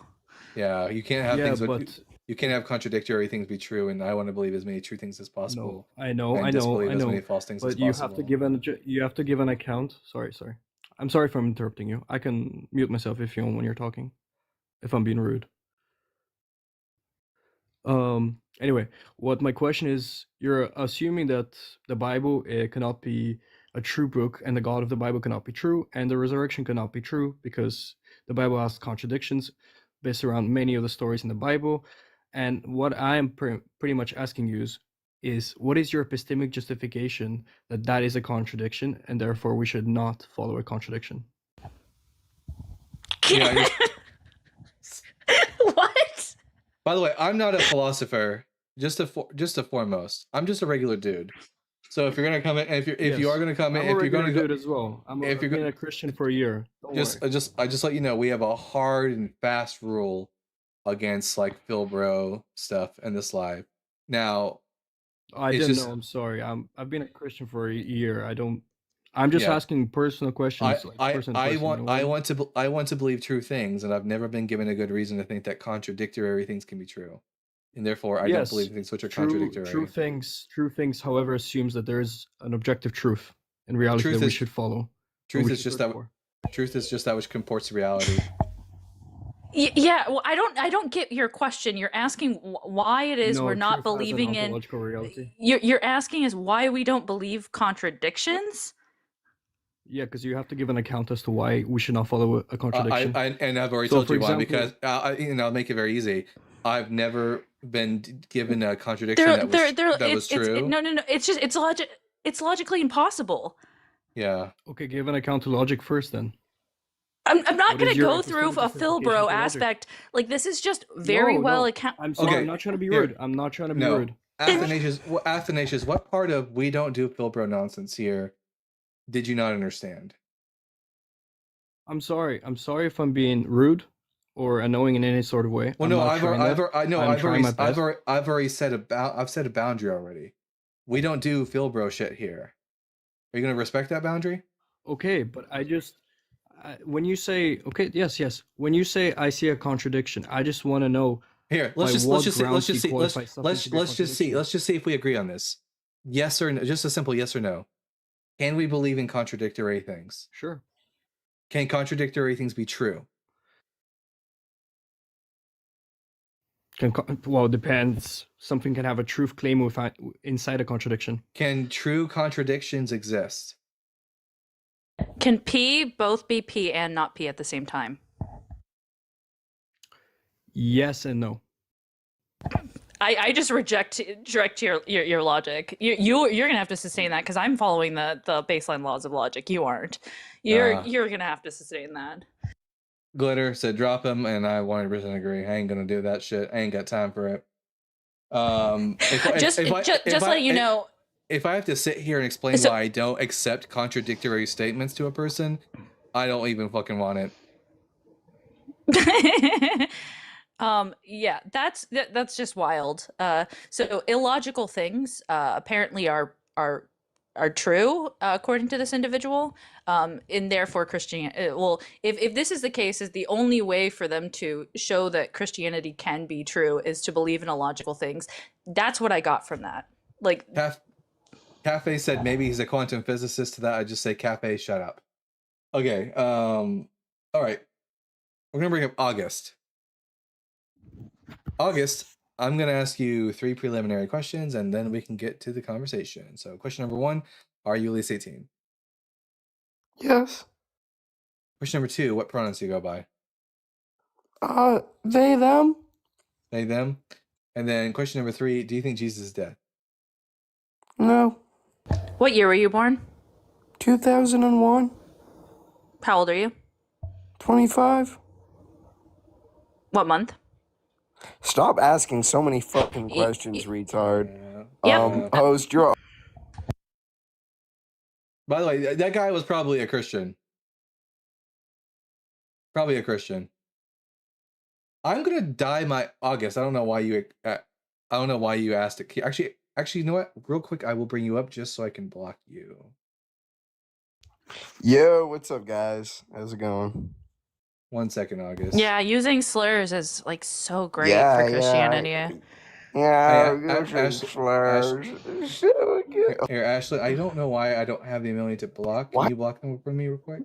Yeah, I got you. Why is it always the ugliest people? Like, tell me that. You I guys are so projecting. I know why. You're ugly. I don't know why. August, why is it that the ugliest people always use slurs? I don't know. Mm-hmm. Yeah. Athanasius, I don't know. Hey, chat. I'm gonna head out. Sorry you didn't have an opportunity to. But if in the future you ever have something you want to say, anything to add to the conversation, just speak up, my dude. I will 100% let you say your piece. For sure. When I originally came up, I think we were on the our God using the first person plural pronouns, and I was going to mention, because the guest was irritated that you couldn't produce anything after the early chapters of Genesis, which is, in my view, from a narrative perspective, very good evidence that the divine counsel is in mind. Because if you think about it, this only happens 3 times in the first creation story, in the what Christians call the fall narrative, and then at the Tower of Babel, which is where the nations get allotted their gods. And so you wouldn't have God saying us collectively at that point. From that point on, the gods are always these others that Yahweh is in competition with. And so I think that the fact that the God's using the kind of this royal we to refer to his court, the fact that that's the very last time we see that is the Tower of Babel, I don't think is a coincidence. And I think it does point to a divine counsel. But anyway, I think that's what I originally came up to say. But yeah, no, thanks for letting me hang out. Good to see you guys. Good to see you, chat. I'll give my so Athanasius keeps asking to come up, so I'll give my audience the opportunity to speak up on this. Audience, should we give Athanasius another chance? So long as they, under the stipulation that we don't have to sit here for 50 fucking minutes and explain why we don't believe in contradictions. We got a no, we got a fuck no, no incels, no, they deny logic, no point. Sorry, Athanasius. The divine council has spoken. You shouldn't have came up here asking me why we can't believe in contradictions. You fucked up, bud. Just talk with me. No, declined. Anyways, now let's see if they understand boundaries now, and if they understand consent. Because I've said no. If they ask to come up again, that just tells me that they don't understand consent, which is very typical for Christian men. So we'll see. I don't know what it is about Christian men. No means no. Yeehaw! Thank you for the cowboy hat. Zan says Jesus is alive. You are talking about him 24/7 more than ever. I don't talk about him 24/7. I only talk about him for like 3 hours a day, 4 days a week at best. and that's only on the days when Jesus is the central topic. So, no, I don't talk about it 24/7. Let's see. To be fair, I think it was a language issue. I don't think it was a language issue. I think it was he couldn't understand why we don't accept contradictions. It was basically getting to tag. It was basically getting to tag. Dalton, my chapstick is my chapstick and not my chapstick at the same time. Do you believe me? I both exist and as you put on chapstick. I both exist and don't exist at the same time. And we have no reason. I gave him. I told him I've never been presented with a true contradiction that was actually true, and therefore, until such a time as a true contradiction could be presented to me that's actually true in reality, I'm not going to believe in contradictions. And he just couldn't accept that. It's also like just it's like the first rule in logic, and to deny logic when like these have justifications for them. We know that they're like true. I'm not going to go on a philosophy lesson on why you think that we should deny logic. So sorry. I accept it. That's not what this conversation is about. If we can't agree to something as simple as logic, then there's no point to this conversation. Go present your case to Phil Bro TikTok. We don't want it. See, like Athanasius said, justify logic. Like he's ultimately going to get to tag. Logic is just something that is just a language that we've invented to describe natural reality. That's all it is. It doesn't come from a God. Especially when God contradicts logic. I can't believe that logic comes from God if he constantly contradicts it. Although, I mean, no, we're not talking to you. Athanasius. Athanasius, do you do this to women? If a woman tells you, I don't want to fucking talk to you, Athanasius, do you continue to pester them until they say yes? Probability is high that is the answer to that question is yes. Okay. Antimatter. Antimatter with the $5 says, squirt is both pee and not pee. Boom, factual contradiction. Sorry, not sorry. I've never drunk squirt in a squirt drink before. The only squirt I wasn't thinking of the only squirt I was about to say the only squirt I ever drank was, when my ex she had a special appendage and I drink squirt at that point. But not from the company. Let's see. Oh, I maybe that was the drink and I'm the sick one. Yeah, you are the sick one, 100%. Oh man. Prove Jesus isn't alive. Oh wait. Oh yeah, easy. When dead people die, they stay dead. It's been 2,000 years since Jesus died. Therefore, Jesus is dead. Boom, done.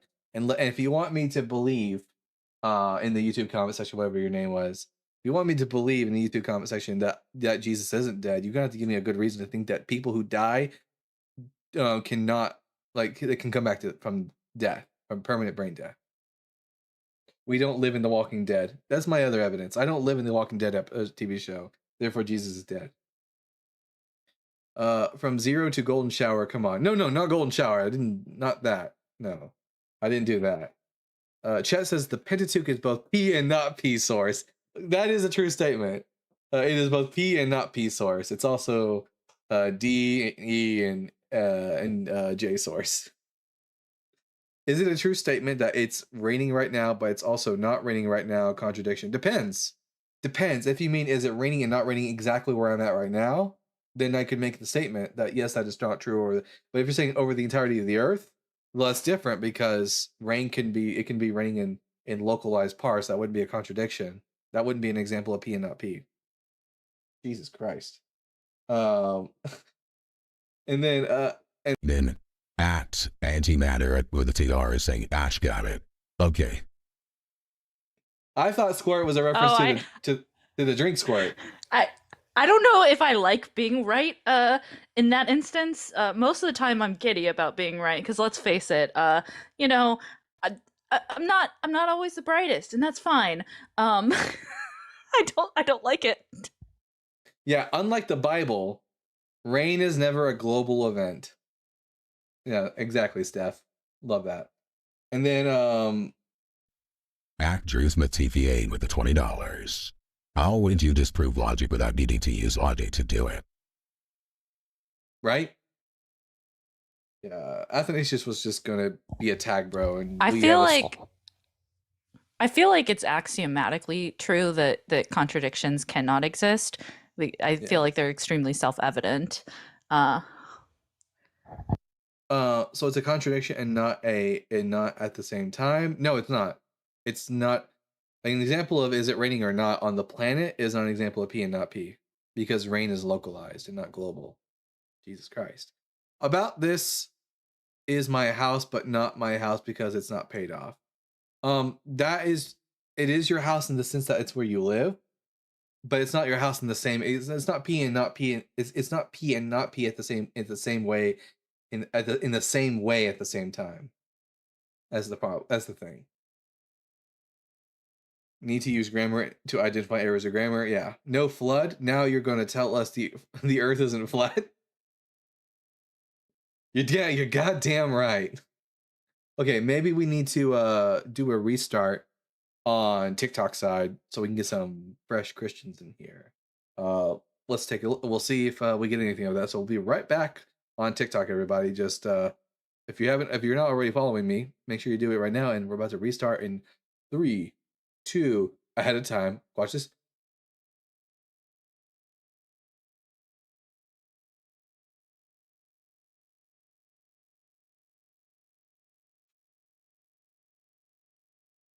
And it stopped.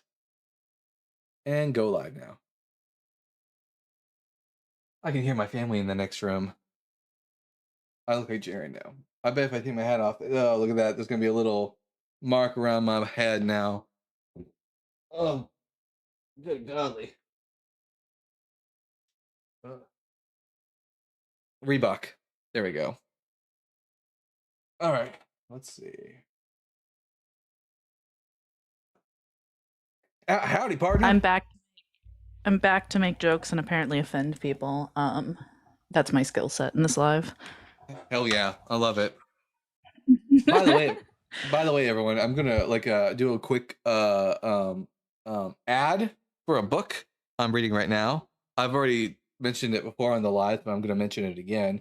I got a book here. It's called A Reassessment of Biblical Elohim by Joel Burnett. It's produced from the SBL dissertation series 183, and basically the whole purpose it's a journal. It's from a journal, and it's not like pop book. You're not going to find this you're not going to find a digital copy or an ebook or anything like that. You can only get a physical copy of it. But basically the purpose of this book is to ask the question of why is it I have that one, says Chet. Hell yeah, Chet. The purpose of it is basically to ask the question of why is it that in biblical Hebrew God is referred to as Elohim. God is a singular entity and Elohim is morphologically plural. Christians have said, oh, it's because of the Trinity. But in reality, there is a perfectly good explanation as given to us from ancient Near Eastern works. To put it very shortly, Elohim is basically a concretized abstract plural. And if you want to know what that means, get the book. All right. Wait, you know how to read? I think we've demonstrated that, I think, at this point. Back to Bible says, can you give me an example of a contradiction? Sure, but you got to come up and talk to me. I'm tired of talking to Christians in the comment section. Back to Bible. If you want an example of a biblical contradiction that you cannot refute, absolutely cannot refute, then come on up. We can have that conversation. I don't bite unless you ask me to. I give what I get. Let's see. Yep. Thank y'all for the gifts. Absolutely. Yeah, I appreciate y'all. Peak irony that 2 of the major monotheistic religions are based in polytheism. Technically 3, because because Islam is based in Christianity. Therefore, Islam is also based on polytheism. How did you figure that one out? Figure what one out? He knows how to read, guys. So that's how he figured it out. Would you buy if I sent a gift? Absolutely, 100%. I'd be more than happy to, but it's 1:30 a.m. The family are asleep. Well, I'll give you the short end of it then. Jesus can't be born during the reign of King Herod the Great and born during the time of Quirinius because it's a decade apart. So there you go. Or just a really simple example of P versus not P. In one gospel, Jesus says, "You take nothing with you on your journey except a staff," and in the other version of the gospel, he says, "Take nothing with you and not even a staff." That's literally an example of P and not P. All this P talk, man, makes me realize how much Dr. Pepper I've drank. But, oh, notification from who? Who sent me a message? Let's see. The dogs are okay? Question mark. That was an hour ago. Whoopsie. Reply. Yes, they are good. There you go. It's Q and not Q in the Gospels. Chet, you're stealing my job. Stop it. Have you tried the Blackberry Dr. Pepper? It's in QTs. Oh, yeah, I have. When I worked at Exxon, I remember when the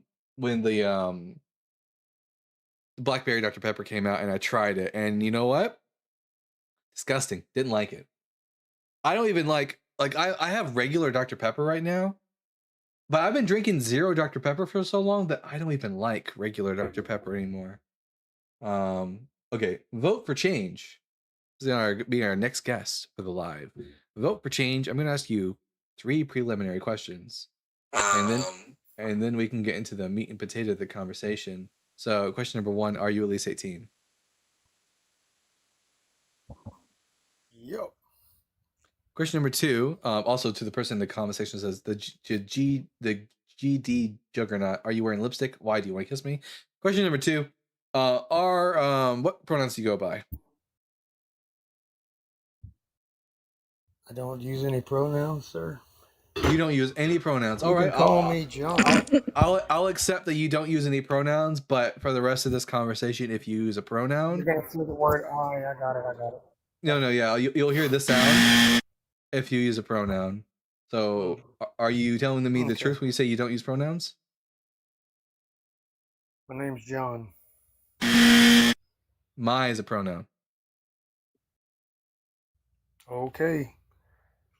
All right. So, John, do you think Jesus is dead? No. All right. I'm Dalton, the Bible guy. Not at all. I think Jesus is dead. John, prove me wrong. Well, I mean, you're here, ain't you? Your is a You're pronoun, talking about John. Jesus being dead. If he was dead, you wouldn't worry about it. You fucking idiot. God, you're stupid. The fruits of that Holy Spirit are strong with that one. So you're apparently calling people idiots is a part of Christianity. That's what you have to look forward to if you're thinking about converting to Christianity. For all the almost 350 people in here, that's what you have to look forward to. Also, John, you're a goddamn liar. That's what I'm going to say to you. You're a fucking liar. Saying I don't use pronouns and then continue to use pronouns. You're a fucking liar. And guess what the Bible says? That liars have no place in the kingdom of God. So enjoy hell, dipshit. All right. Let's see. Enjoy hell, dipshit. Danny said, been straight my whole life and his lips are luscious as fuck. Just fact. Hey, Danny. It's true. That's why Christians keep commenting on my lips. Because you know what? And one of the reasons I'm your life has been dim. Fucking hell. Real quick. Wait. My life GD said that's not hetero. Okay. Are you a homophobe? I'm gonna be the one of the reasons I decided to start growing my hair out again isn't just because I want a hairstyle now. but because I want to dye. I'm gonna dye my hair blue, guys. Once it gets long enough, I'm gonna get it blue on top. That way, there's no mistaking it. I am a hardcore leftist. I don't want. You're the blue hair liberal. I'm a straight white guy. I don't want to be confused for some maggot or some conservative idiot. I wanted to be very clear that I am a leftist, and so I'm doing the stereotype. I'm gonna dye my hair blue. There you go. Xan says, "Are you referring to Jesus in the Bible or Jesus in the Quran?" Both. They're both dead. Why would I be referring to Jesus in the Quran? I hardly ever bring the Quran up in these conversations. Zan, why would I? Zan, you're always here. You know the answer to the question. Yeah, little bro, not hetero. GD. I don't think GD. You're not hetero. You're obsessed with my lips. You want to kiss me. I've never made the claim that I want to kiss you, but clearly you want to kiss me because all you talked about is my lips. According to the Bible, internal critique, Jesus is alive. Well, guess what? The Bible isn't consistent. So I don't give a fuck if the internal critique of the Bible says Jesus is alive. There's no good evidence for it. I'm not gay. Then stop talking about my lips, GD. Because everyone here listen, GD, everyone here knows that you want to kiss me. Everyone in the comment section, tell GD that they want to kiss me. Tell them. Are all of those people that rose from the grave at the crucifixion alive too? I'm not wearing lipstick, GD. I think it's weird that you're obsessed with my lips, though. Yeah, it's just like now it's like it's getting weird, GD. It's getting weird. It is getting weird. Like, oh wait, he wants to come up. Okay. GD, why are you slurs very likely. Why are you obsessed with my lips, GD? It's kind of weird. You're projecting hard, dude. Hey, you got a pretty mouth there, boy.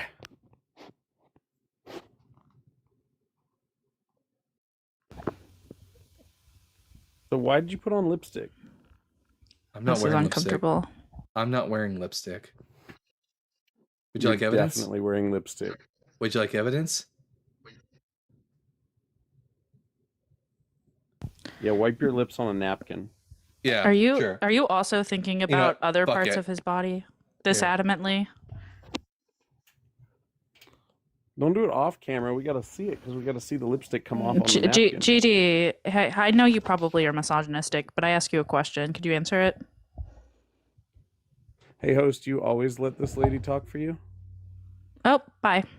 Actually, no, you can stay up. You can stay up. Let's have Look, I came up for a 1v1 several you and hundreds. me to the clock strikes none, and when I get that lightning gun, you better start to run, son. But all I see are little 2v1s because you're scared. This is weird. Mute him. He's gross. Yeah. Anyways, okay. Just for GD, I'll prove I'm not wearing lipstick. I got napkin here. Got lips. Let's see it. I just got red lips. He flipped the paper towel. Y'all see that? GD, do you sleight of hand? Do you constantly think about men's bodies in the way that you're talking about Dalton's? You got a pretty mouth, boy. Actually, now my lips you look do even realize more red. that- It's funny. I just got red lips, bud, and you're obsessed with my lips. You do know that, like, we all know you probably watch trans porn on the internet. Like, we looked at your history. You're one of those conservative men. Like, you go on the internet and you point at people, you make fun of women, and you bash on gay people. Look at my profile. and you bash on the trans community. Tell me I'm conservative when you. I know you're probably conservative, but most conservative men are in the especially people talk. conservative. Not you. I don't like GD, shut the Typical fuck up. coward talk GD, shut the fuck up. No. Okay, Yeah, bye. sure. Yeah, Get bye. down there where the man's is. What an actual sub. Guess what? Subs don't get to fucking talk. He's a Okay? fucking incel. I think the reason why he's obsessed with your lips is because he knows a woman would never touch him. Let's be honest. Yeah, he's. I mean, and guess what? We already know the statistic that the majority of these like conservative men are 100% watching trans corn on the internet and going on the internet. But there's nothing wrong with that, of course, if you're into that, because look at my search history. But like these people are just like really, really repressing themselves, and therefore they got to take it out on literally every other person. It's crazy. They're just trying to figure out what your grinder at is. That was all. Says, red states have the highest stats. This is true. This is a fact, guys. Red states have the highest stats for like men who are watching trans porn because they're the most repressed, and that's what they really want. Yep. Why? Oh, and Steph says, "Yep. Why Grinder crashes at GOP convention?" Are there? Wait a minute. Are there trans women on Grinder? I thought it was just for men. That's crazy. I mean, I'm not on any dating apps right now, but when I move out, I'm gonna be out I'm in the market again. So putting it out there. Hear that, ladies?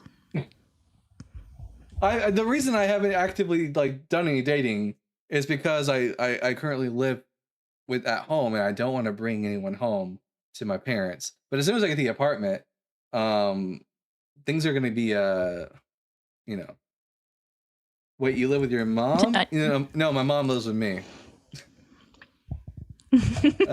I'm paying bills here, so technically. Yeah, you're technically like renting a room. And yeah, it would be. I've been to your place, so any noise can be heard. My mom throughout the house. My mom thought me and Ashlyn were doing the do one night. Oh no, she did. Wait, I don't think you told me this. No, which I don't blame her. I mean, at one point we were wrestling. Yeah, so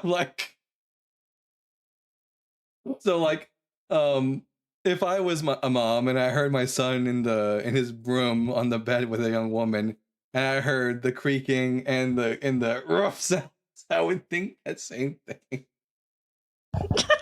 I'm freaking. Is wrestling a euphemism? No, not in this I don't know case. how this started. I don't remember. We actually were wrestling. I remember that, but I don't remember why. This started. And one of us must have been inebriated. That's what I would say. That's what I'll chalk it up to. Was it because you said that I could actually like take you down? I think it was something on that. I don't remember, but I don't remember how it ended either. Anyways, I won. Super chat from at Tracy with $1.99. Oh, Yantu here. So this is formerly known as Yantu. Yantu here. This app is shitty with the damn censor. Like what on are you talking about on YouTube side? Y'all they censor y'all for things that aren't even all that bad. That sucks ass. But hey, Gantu, good to see you. 100%. You want to wrestle? Oh man, I embarrassed myself really bad though. I think I vomited once when you were here. Yeah. I could. Yeah, because of how strong my brownies were with chocolate. They were strong chocolate brownies. She made strong chocolate brown. And let me tell you something. I'd never tried those kind of brownies before. All right. TikTok has a saying unalive. I know, I fucking hate TikTok speech. I was trying these brownies for the first time, and they were hella powerful. One moment I felt absolutely nothing, and I remember it so vividly. I'm sitting on the bed here, and Ashlyn is on my right, and suddenly I feel this thing rising in me. It starts in my It starts and I can feel it in my legs and in my belly. I literally feel it rising, and I feel it hit my head. And like it was holy shit. It was strong, and all of a sudden I've never felt anything like that I in may my not life. know. I may not know a lot about the Bible, but I do know a little bit about chemistry. Velvet Worm said, "Oh wow, what a time to arrive." Hi, Velvet Worm. Welcome to the live. I was just glad that I could make them as such that your evil stepfather had to feel it for like 2 days straight.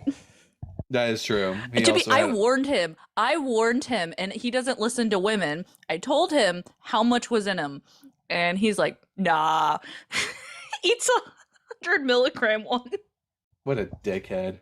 Anyways, not you, him. But yeah, I had so much that night. I think also that mixed with all the chocolate milk I drank, I ended up like vomiting after that. So like, you know, it is what it is. That part wasn't fun, but everything else was. Well, there's that. All right. Christians. Someone, my life has been someone restricted said this you. whole time. Wait, has it? Okay, then I Yeah. don't feel bad saying this. Someone said you should try the L one. I would love to see Dalton on that. I would pay good money. The L one. Here, message me on Discord because I don't understand what you're saying. There's also an S, like an SD card, L, and then an SD card.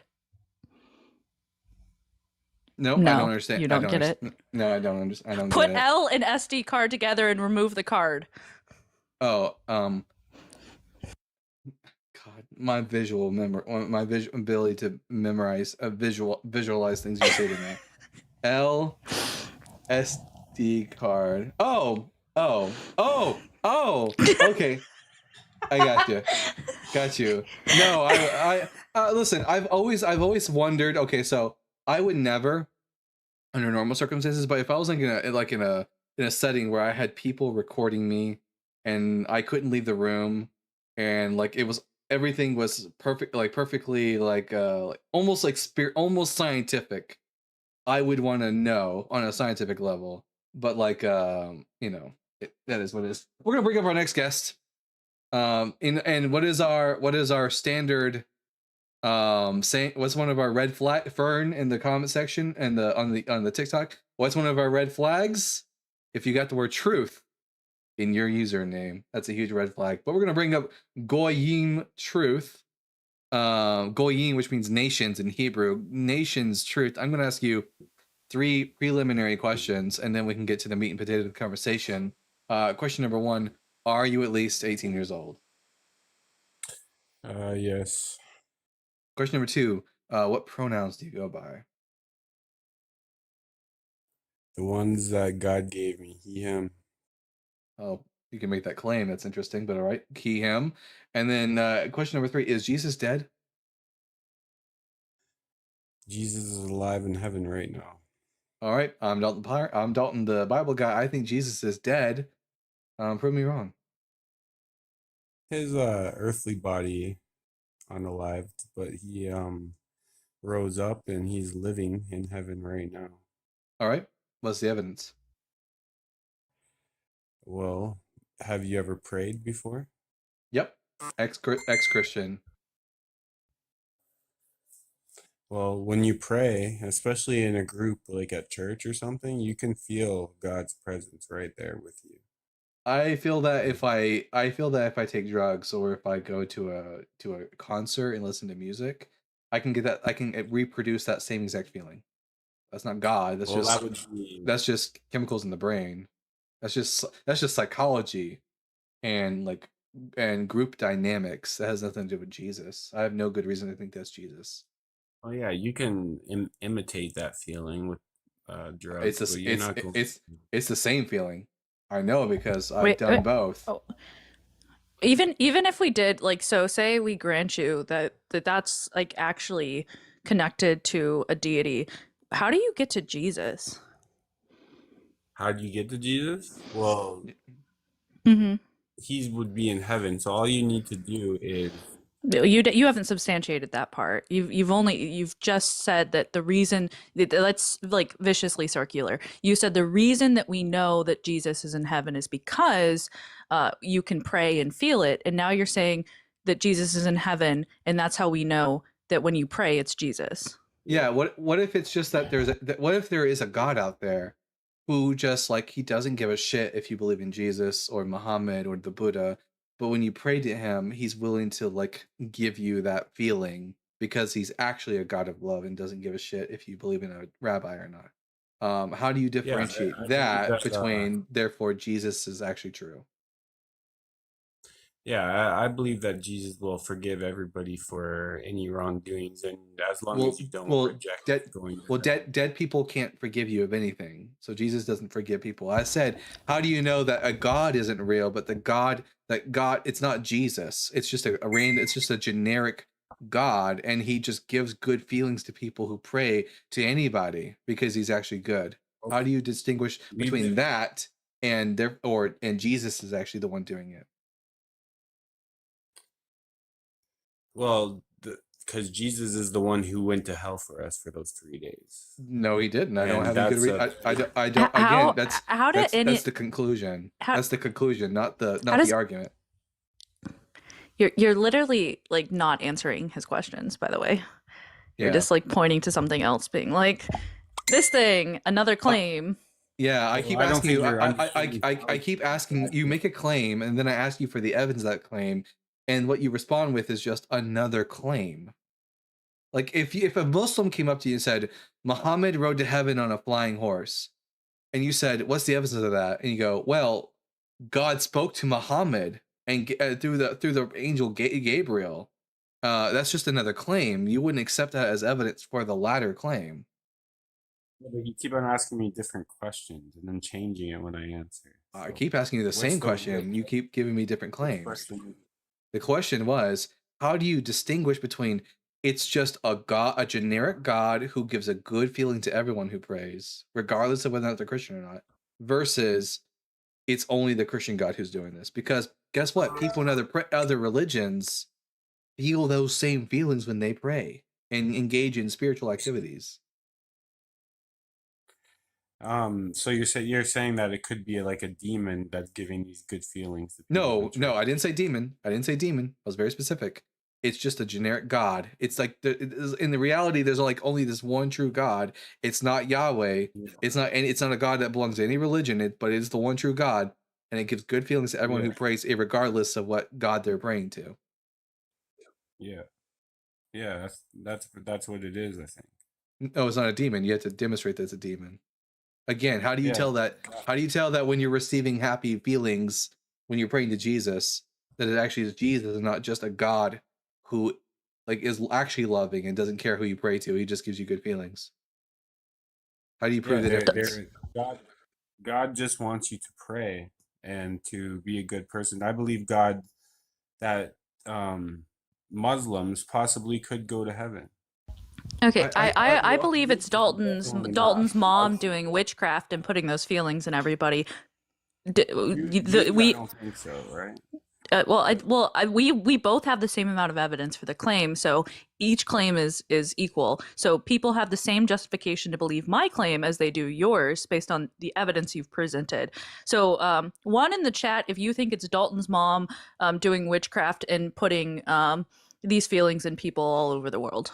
Yeah, the reason you feel that the reason you feel the warm and fuzzies when you pray to Jesus, Goyim, is that my mom's doing witchcraft and making it so that you feel that feeling. Prove me wrong. Yeah, right.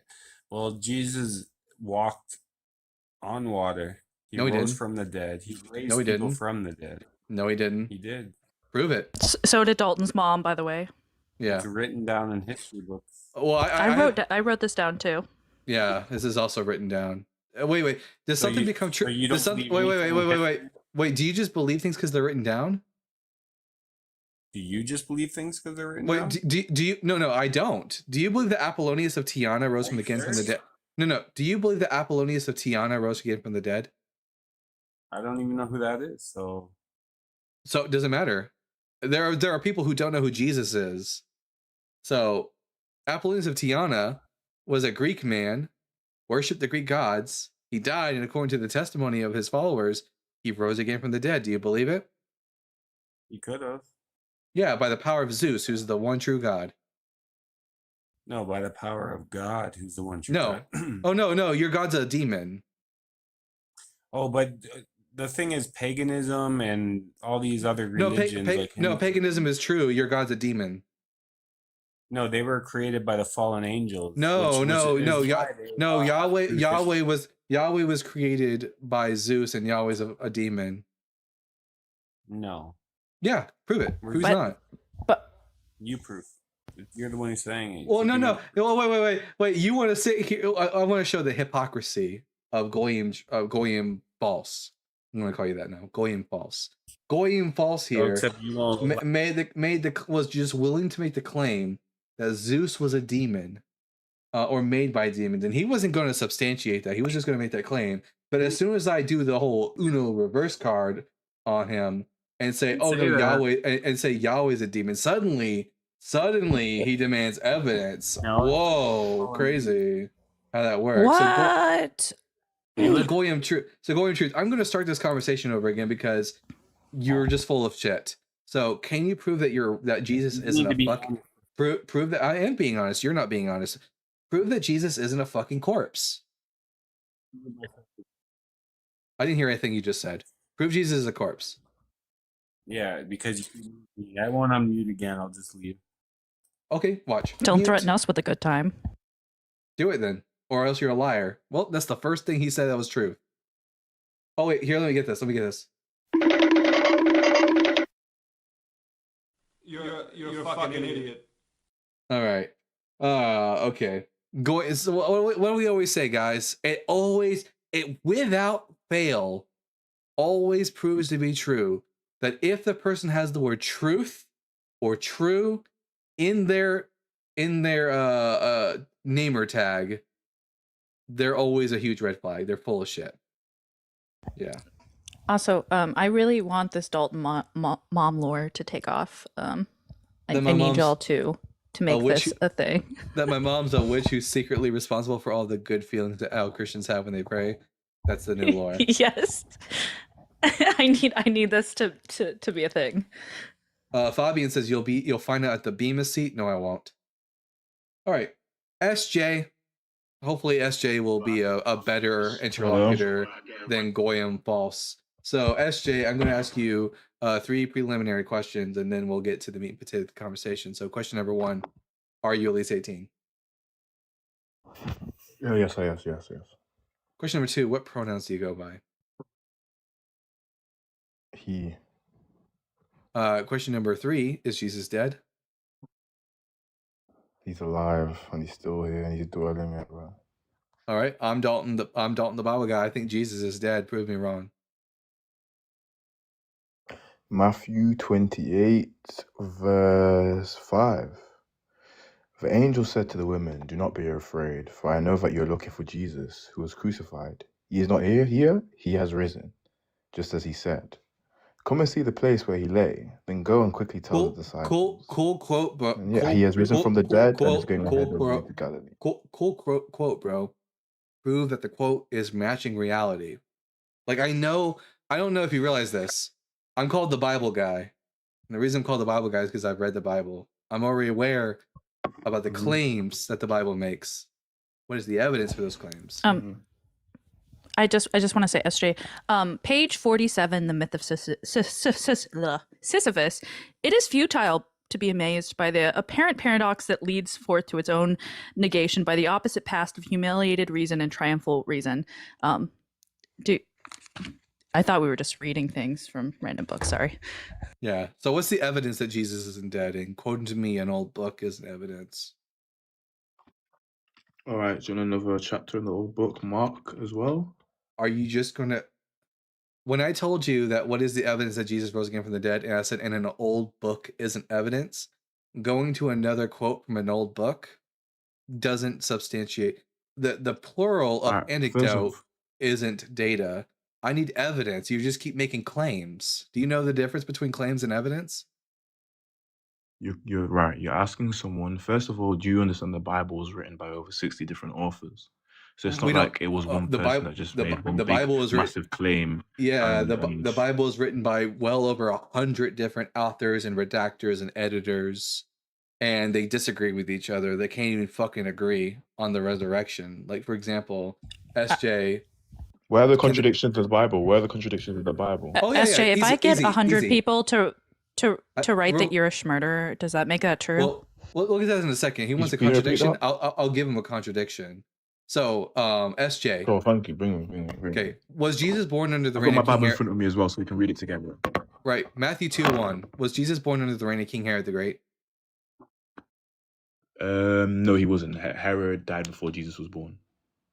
Herod died before Jesus was born. Who the fuck tried to kill all the babies in Bethlehem? Yeah, Jesus wasn't born there. The wise men had heard that a woman was going to have a king. Wait. Then he went to Herod. Who Herod, tried wait, to? wait. I'll explain the story to you because you clearly don't understand the. No. Who tried to kill the babies in Bethlehem? I know what the Bible says. You don't. Jesus wasn't born. Do you know when Herod died? Yes, he was. When did Herod die? Wait, why did Mary, and Joseph and Jesus go to Egypt? SJ, why did they go to Egypt? Because Jesus wasn't born yet. They'd fled to Egypt. No. Jesus is born. The wise men approach him and they give him gifts, and then Jesus, Mary, and Joseph flee to Egypt. Why do they flee to Egypt?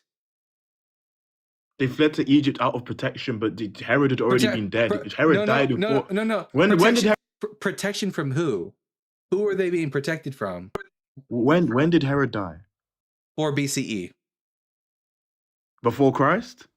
No, not before Christ. Not if you believe the Gospel of Matthew. 4 BCE is before Christ, brother. Here, okay. I think no, it's not. BCE is before the Common Era. Yeah. Okay, so I think you maybe. I guess we'll just read the Gospel of Matthew because cool.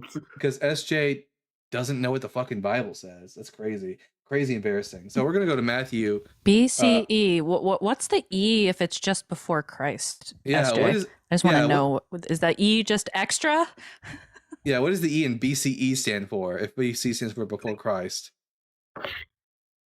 You do understand that AD is for after death. It's ad dominino. It's Latin. That's not the same thing. We're not talking about that. What did you say AD stood for?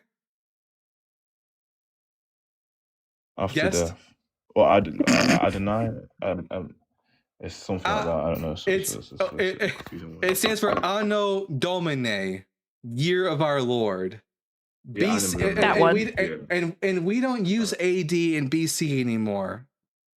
Jesus Christ. We use BCE, which is before the Common Era, and CE, which is the Common Era, because Herod died in 4 BCE, but according to the Gospel of Matthew, Jesus was born when Herod was still alive. And I'm going to show it right now on the screen for everyone to see. In the time of King Herod, after Jesus was born in Bethlehem. So this was in the time of King Herod, and also after Jesus was born in Bethlehem. So Jesus was already born in Bethlehem when King Herod was alive. The Magi came from the east to Jerusalem saying, "Where is the child who will be born? No, who has been born, King of the Jews? For we have observed his star in the east and have come to pay him homage." When King Herod heard this, he was frightened, and all Jerusalem with him. And calling together all the chief priests and scribes and the elders, he inquired of them where the Messiah was to be born. They told him, "In Bethlehem of Judea, for it has been written by the prophet, and you, Bethlehem, in the land of Judea, are by no means least among the rulers of Judah. For from you shall come a ruler who is to shepherd my people Israel." Then Herod secretly called the Magi and learned from them exact time when the star had appeared. Then he sent them to Bethlehem, saying, "Go and search diligently for the child, and when you have found him, bring me word so that I may also go and pay him homage." When they had heard the king, they set out, and there ahead of them went the star that they had seen in the east, until it stopped over the place where the child was. When they saw that the star had stopped, they were overwhelmed with joy. On entering the house, they saw the child with Mary, his mother, and they knelt down and paid him homage. Then opening their treasure chests, They offered him gifts of gold, frankincense, and myrrh, and having been warned in a dream not to return to Herod because he was fucking alive, they left to their own country by another road. So SJ, now that I've read it and everyone here can see that you were fucking wrong, are you willing to admit now that Jesus, according to the Gospel of Matthew, was born during the time of King Herod the Great? Because if you deny it, you're going to look like an idiot in front of my audience. So I figured out what the E is. It's according to terrible name in the YouTube chat corrected me. It's before Christ ejected, in parentheses, from the wet box. That's funny. So we figured out the E, guys. So SJ, was Jesus born during the time of King Herod the Great? Yeah, we've already just read it. All right. Jesus was born during the time of King Herod the Great. King Herod the Great died in 4 BCE. Okay. Now read Luke 2:1. Hold on, I'm just finishing. I'm reading Luke 2:2 right now. This was a census before Quirinius was governor of Syria. Right, so what's the issue? So Jesus was born when the census of Quirinius was taking place, correct? He was alive around that time, yes. When was the census of Quirinius? It was around 10 years later. 10 years later. Jesus cannot be born during the reign of King Herod the Great, and also born 10 years later during the census of Quirinius. No, it could still make sense. Well, I mean, sure. Yeah, Dalton, he crawled back up in his mother's vagina. And then was born 10 years I had later. to beat you to it. And also, some of the cons of these are the Greek translations are not widely accepted by most critical historians, and also there's two-stage census theory as well. The majority of the early Greek manuscripts, the earliest of the Greek manuscripts, the majority text, both the majority text and the early text, all say the same thing on all this. And additionally, the Quirinius census was a very well-known census because there was a massive thing in the taxation during the time period then. So you could have just connected it to the famous AD 6 census, compared to which was 10 years after did. which was 10 years after Herod died. Jesus cannot be born during the census of Quirinius. Yes, I'm aware of this. It may have just been a link and then a translation issue. Who knows? It's not a translation. It's not a translation issue. I've looked at the Greek. Well, many historians actually do Name have one. issues with translation issues. Name from the one. Greek. Name one. All right, sure. Let's see, guys, if this is going to be Hear a me? Christian historian, or if it's going to be an actual accredited historian, or if it's going to be just a Christian apologist. This is embarrassing. First of all, we have Josephus. To be fair, Josephus was one of the earliest people to have had writings about Jesus. This was around 1 AD. Wait. I have Flavius Josephus's works on my shelf. I've read books 17 and 18 of Antiquities of the Jews. You know what he tells us in his works? Yeah. He tells us that when Herod died, his kingdom was divided amongst his 3 sons, Archelaus, Antipas, and Philip. And that Archelaus got the region of Judea, and that he was so shit at his job that the Romans fired him. And 10 years after his dad died and he was fired, Quirinius became governor of Syria and did his census. So Josephus agrees with us and tells us that if the Gospels are true, Jesus was born in 4 BCE and 6 CE. And I'm not saying he's saying the time difference is different at all. He does. I'm saying when he's saying Jesus' birth was, bro, I literally just said that. I'm not saying it says different. What I'm saying is he verifies when Herod the Great's death was shortly after a lunar eclipse. In 4 BCE, which is 10 years before the well. which And is 10 the Gospel of Matthew which says is Jesus 10 born which is before Herod 10 died. which is 10 years too early according to the Gospel of Luke. You're just digging your grave even further. Huh? You're just giving us more reason to deny the gospel. Not at all. Not at all. Yes, because what we learned from Josephus is that it's impossible for Jesus to be born before the death of King Herod the Great, and also during the census of Quirinius, because of what Josephus writes. No. Yes, at all. Wait. This is embarrassing. Wait. Hold on, give him a second, When Dalton. He might Give him get it. Give him a second to boot up. Yeah. Can we hold on? What verses are these? I want to read them properly myself. Because I Book had 7. an answer for this. It's the last few chapters of book 17 of Antiquities of the Jews, and the first chapter of book 18. In the Bible before the Quirinius census. In Luke 2, in those days a decree went out from Caesar Augustus that all the world should be registered. This was the first registration and was taken while Quirinius was governor of Syria. That census was in 6 CE, a decade after Herod was already dead. The whole reason in the Gospel of Luke why Jesus' family are even why the pregnant Mary and Joseph are even in Bethlehem in the first place for Jesus to be born is because of the census, which, by the way, doesn't make any sense. This is another reason why the Gospel of Luke is unreliable. If the census of Quirinius was only for the people of Judea, it didn't apply to the people Can I of read Galilee. it together with you? Can I read it together? Can I read it? In Luke those 2, days, 2. in those Yes. days, In a those decree days, went out. Caesar Augustus issued a decree that a census should be taken of the entire Roman world. This was the first census that took place whilst Quirinius was was governor of Syria. And Yeah. everyone went to their own town to register.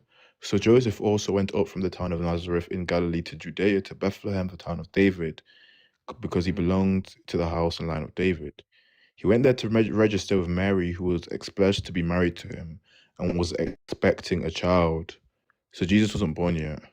Wasn't born yet. While they were there, the time came for the baby to be born. So Jesus wasn't born yet, and she gave birth to her firstborn son. It doesn't say how long the time period is from that to then, but when this census had taken place, he wasn't born yet. The census was 10 years. The problem is that, Jesus isn't born yet. And the census took place 10 years after Herod was already fucking dead. No. Hold on. Let him. He's just making the case that it was a longer period difference. Maybe it was 12 years. I don't know, SJ. Which one do you want? 10 or 12? We'll give it to you. And there are two other problems with the Luke thing. Is the one, the census under, like I already said, the census under Quirinius was only for the people of Judea. And it wasn't a worldwide census. People who lived in Nazareth, which is,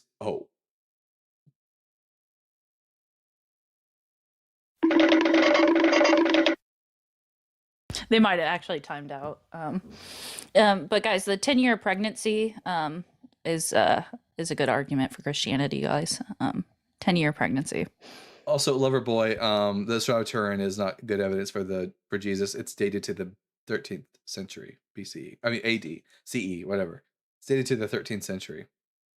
And actually, Ashlyn, did you see the latest video from Dan McClellan on the flax analysis?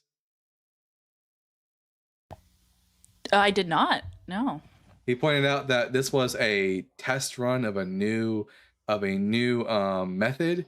That paper hasn't even been peer reviewed, and there are methodological problems with it. And also, he points out what we pointed out, that the shroud has undergone a fire, and which like damages like the shroud to the point that you cannot get an accurate dating on it from that one like sample that was taken for the flax analysis. Yeah, that was like my major problem with it, is that they literally write it off in the paper like it's not a big deal, and then other papers after it had used that paper and as evidence, and I'm like, how are you using this as evidence when you haven't actually like dealt with the problem? They use the wax analysis to also write off the problem.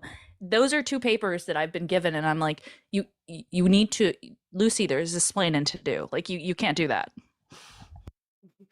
Lucy, you'll have some explaining to do. Yeah, and then on top of that, the fact that we have an actual letter from a clergy member from the 14th century saying that his predecessor had the shroud forged because they were full of avarice. In other words, they were greedy for money, and they wanted to get in tourists and money. Like, come on, guys. Fucking shroud is a fake. We know how it was fake too, thanks to Luigi Garglishelli. And even if that we can date it back to that time period, how the F are you getting this to Jesus? Like, even if we grant you that the time period is correct, you still have an uphill battle getting me to believe that it was Jesus's shroud. I don't even think it matches the description of what occurred in the gospel accounts. Does it, Dalton?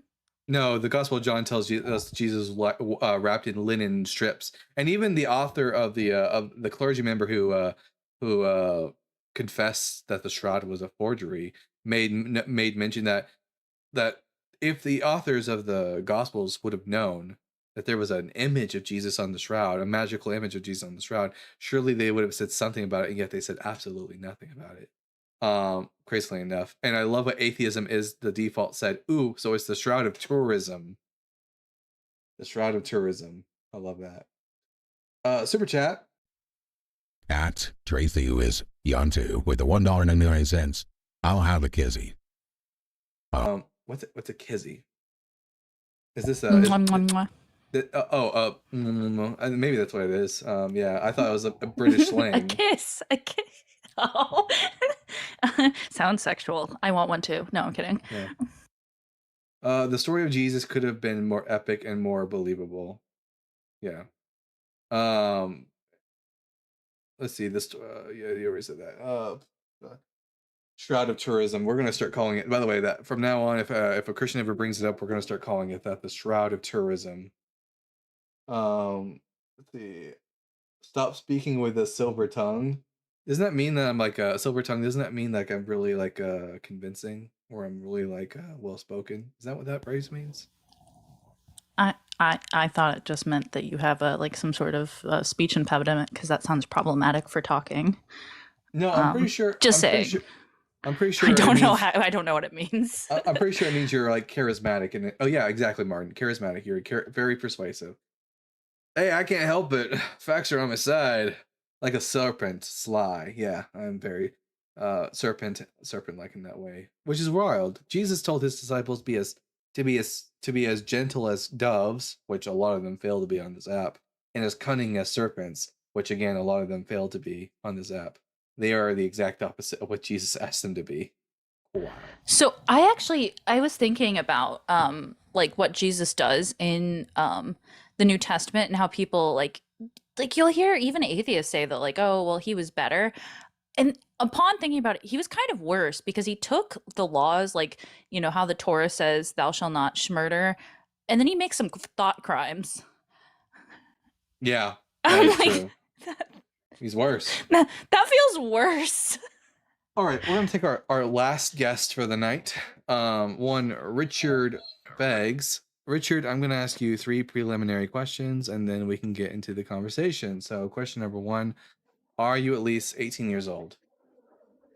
Yes, I'm 43. Question number 2: what pronouns do you go by? He. I'm pretty simplistic. And then, do you think Jesus is dead? Like physical body, yes, but I would like make the philosophical argument that like living memory, what would you say disproves that? And is there a character more alive if that's the criteria? So you agree with us, Jesus is dead? The physical body, the spirit, the essence, I don't believe that we die. People don't have I believe spirits. that's part of what it was here to teach us. People don't have spirits. I've never been given any good reason to Why think not? they do. Why do you believe that conscious energy isn't the most realistic probability of reality? Consciousness isn't energy. Why Energy in science is the ability to do work. That's it. I mean, there's energy involved with it. There's like the movement of ions So like in the energetic brain. vibration. Allow me to like clarify. In the same way that the Big Bang is perceivable Consciousness. within like Consciousness is just the firing of synapses and what are those little other gluons? Is that what they're called, Ashlyn? glial cells like carrying all that information as well, and in chemicals interacting with the brain. That's all it is. So, despite science's advancements in physical understanding, the origin of consciousness, the spark of the neuron, the moment of consciousness eludes us still. So I Okay, find so your position conclusion should be invalid. agnosticism. Your position should be agnosticism. You can't just insert shit in there and think that we are going to accept it. Yeah. Congratulations, you get to, I don't know. All you're telling us is we don't know how the process begins, but we do understand what consciousness currently is, being what I described. You're just telling us that in utero, we don't know the exact way in which that consciousness like starts up. In that case, like Ashton said, the only honest thing to say is I don't know, not insert magic. Yeah. So my argument would be that science likes independent, verified experimentation, right? Like that's the process of like verifying what's possible and what's true. When I look around at all religious practices, I see a similarity in disassociation with the physical being the most valid truth. Fasting, voyage into the desert, like meditation for long period. A removal of the physical results in a revelation that there is an interconnected Yes, energy. when you starve your brain of food and oxygen and stuff.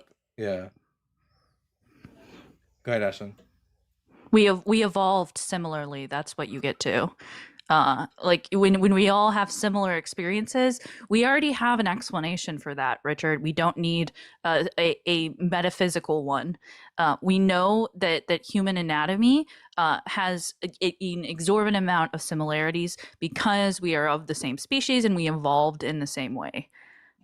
Yeah, when you starve a brain, either of like from not eating or in most cases starving it of oxygen, then the chemicals in that brain are going to go haywire, which will result in you seeing and hearing things that aren't like objectively real in reality. They only exist as a way your brain processing things incorrectly. That's not telling me anything about reality. That's just natural. That's just naturalism. Incorrectly. Like, I guess I believe in a metaphorical truth that sort of is why I believe in conscious creation. I am somebody who has experienced this moment. That's what I think about metaphorical truth. No one. Okay. So you Like, agree? So if you you've agree with ever this? tried to understand the way somebody. You agree with this? Jesus is dead. I don't give a shit about all this new age bullshit. You came to the wrong live, bud. You agree with me that Jesus is dead.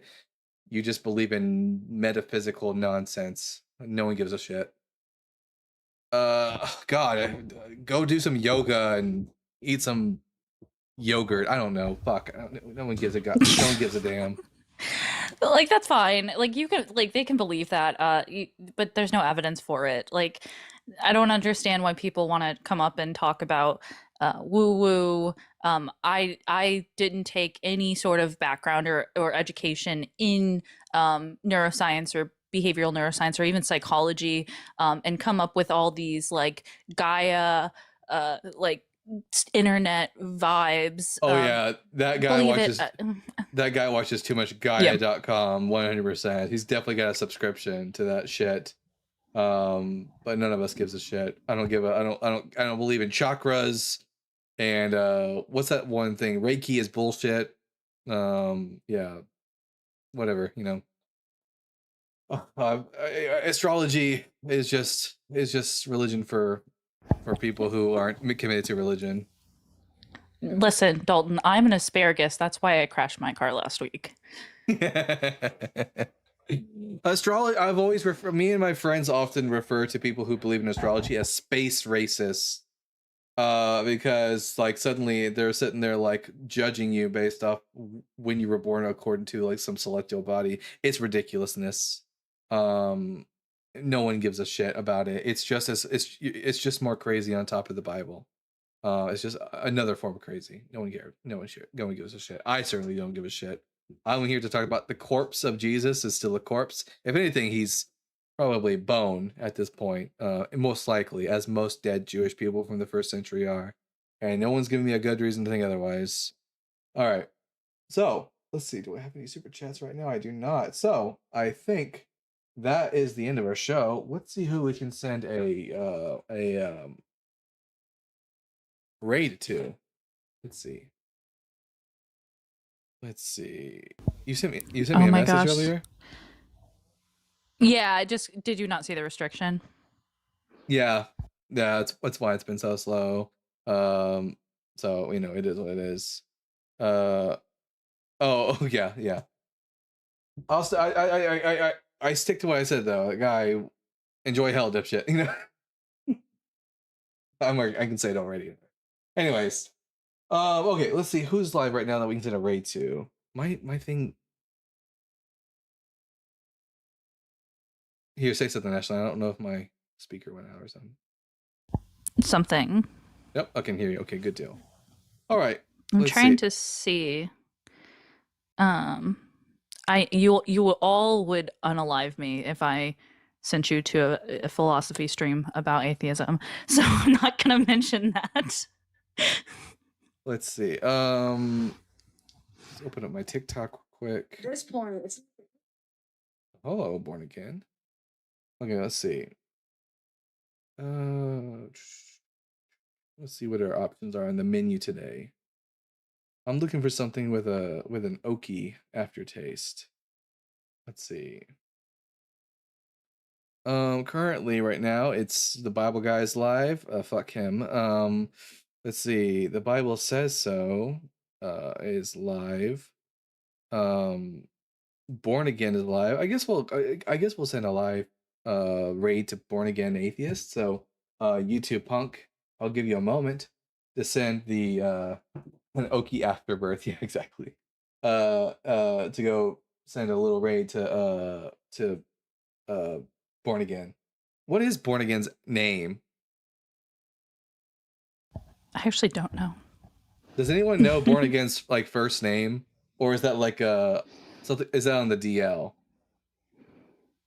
I have not honestly never asked that question. And someone did ask for the Philbro. It's cash with a dollar sign after with it. If you really want to go watch philosophy stuff, we're not gonna raid them though. I guess she doesn't give it. Their name is Shirley. Surely that's not right. Someone says Mark Reed is live. I might know who that is. I don't think I know who that is. I did catch. He's not live on YouTube. I did watch. What's their name? Goat. I'm suddenly blanking all of a sudden. Their username is something Goat. Red hair. Robot Goat. Robot Goat. I caught their live yesterday. Yeah. I went on their live as a guest and helped them cook some full on Isaiah 9:6. He was so angry. Oh, I didn't even see that. I saw that you were in there for a while, and I was in there for a while. Oh wait, that was last night. Never mind. I wasn't. I'm thinking of Tuesday. Yeah, it was Someone says someone named Jay is live.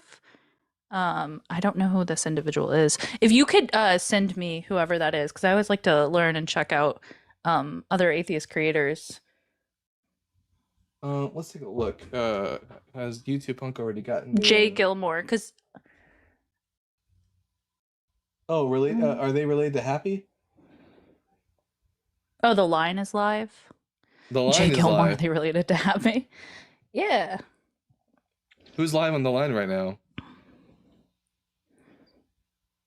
Let me go check. In that case, you guys pick, who you want to go to, Born Again Atheist or the line. Either way, let them know that the Bible Guy sent you. Aaron, by the way, we're not baffled by Jesus. I'm not baffled by any corpse of any person. You, Aiden, and anyone who wants to check this out, go to my YouTube channel and check. I have posted a video of me talking to Aiden Aaron on a video. That guy had no idea what the hell he was talking about. He was lost as hell. I'm not seeing the line being live. I saw them earlier. Maybe they're not live anymore is the problem. Let's see. Yeah, okay. I should have just looked at my subscriptions. Yeah, I'm only seeing you live, Al Jazeera, like who I'm described to, and I'm subscribed to the line. I'm not seeing anything. What is Al Jazeera? I see ads for them all the time. They're a news channel. Are a they Middle reliable? Eastern news channel. Extremely, yeah. Yeah, they if you want news for like Gaza and stuff, that's the place to go to, even though they can't report from Israel anymore because Israel decided that they don't want them there because they were just saying truths about what was going on in Gaza. Aiden says, Bible guy doesn't even know who wrote the Gospels. Yeah, neither do you, Aiden. No one fucking knows who wrote them. And whenever you say, yeah, exactly, JL sitting in the conversation says, and they're anonymous, genius. Like, and when you say the Bible guy doesn't know, you're just basically airing out your dirty laundry for my entire audience and telling them that you're an idiot. I know who wrote them, but I'm not going to tell anybody. Ashley knows, she ain't telling. Actually, it was Dalton's mom. Just saying. It was my mom. She wrote all 4 of them. And she made them contradictory on purpose. What, you guys, and before we leave the live today, Christians, I want you to consider this hypothetical, like, thought game. What if, am I taking guesses anymore? I'm not taking any more guesses about this tonight. I've already taken our last guess. Imagine that there is a God out there. Imagine there is a God out there. This God isn't the God of any particular religion. In fact, but he did create all these different religions. And the reason he created these religions was to see who would be smart enough and honest enough to say, I don't know, and therefore remain an atheist. Or he wanted to see who would be gullible enough to believe in Christianity and Judaism and Islam. And it turns out the only people who get to go to paradise are the people who are honest and not gullible. And then at the end of the day, all the Christians and all the Muslims and all the Jews are all going to hell because this God wanted people who were honest, not sycophants. So Jimmy Snow and the line are live. That's what's going on. And it's Jimmy Snow and Lux Ander are live. Ah, well, there you go. So with that, guys, go check out Born Again Atheist or Jimmy Snow over at the line. Let them know that the Bible guy sent you. Make sure that you're following me, following Ashland. No, it's literally called Jimmy Snow and the Line. I didn't even know this was a show. It's not the Line. It's Jimmy Snow and the Line. It's not. It's a completely different account, like channel. And Righteous Kefir in this conversation is why you're wearing lipstick because you want to kiss me, Righteous Kefir. Anyways, I've been the Bible guy. Everyone, remember to keep reading, keep learning, and we will see you all again Saturday at 5 p.m. Central Standard Time. Bye.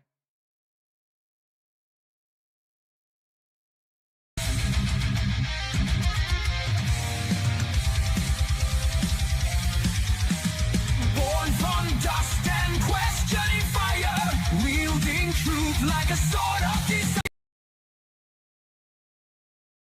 Flame, he tears through myth, he breaks the chain. Echoes of prophets, the scars align. Knowledge and thunder intertwine. Reason ascends where blind faith fell. He reads the word and he reads it well. The Bible guy, seeker of the light. Through time and fire he rides the night. With reason's blade and wisdom's cry. The world shall hear the Bible guide. Scrolls of ages, words aflame. He dares to question every name. From Eden's dawn to Calvary's sky, he breaks the chains of every lie.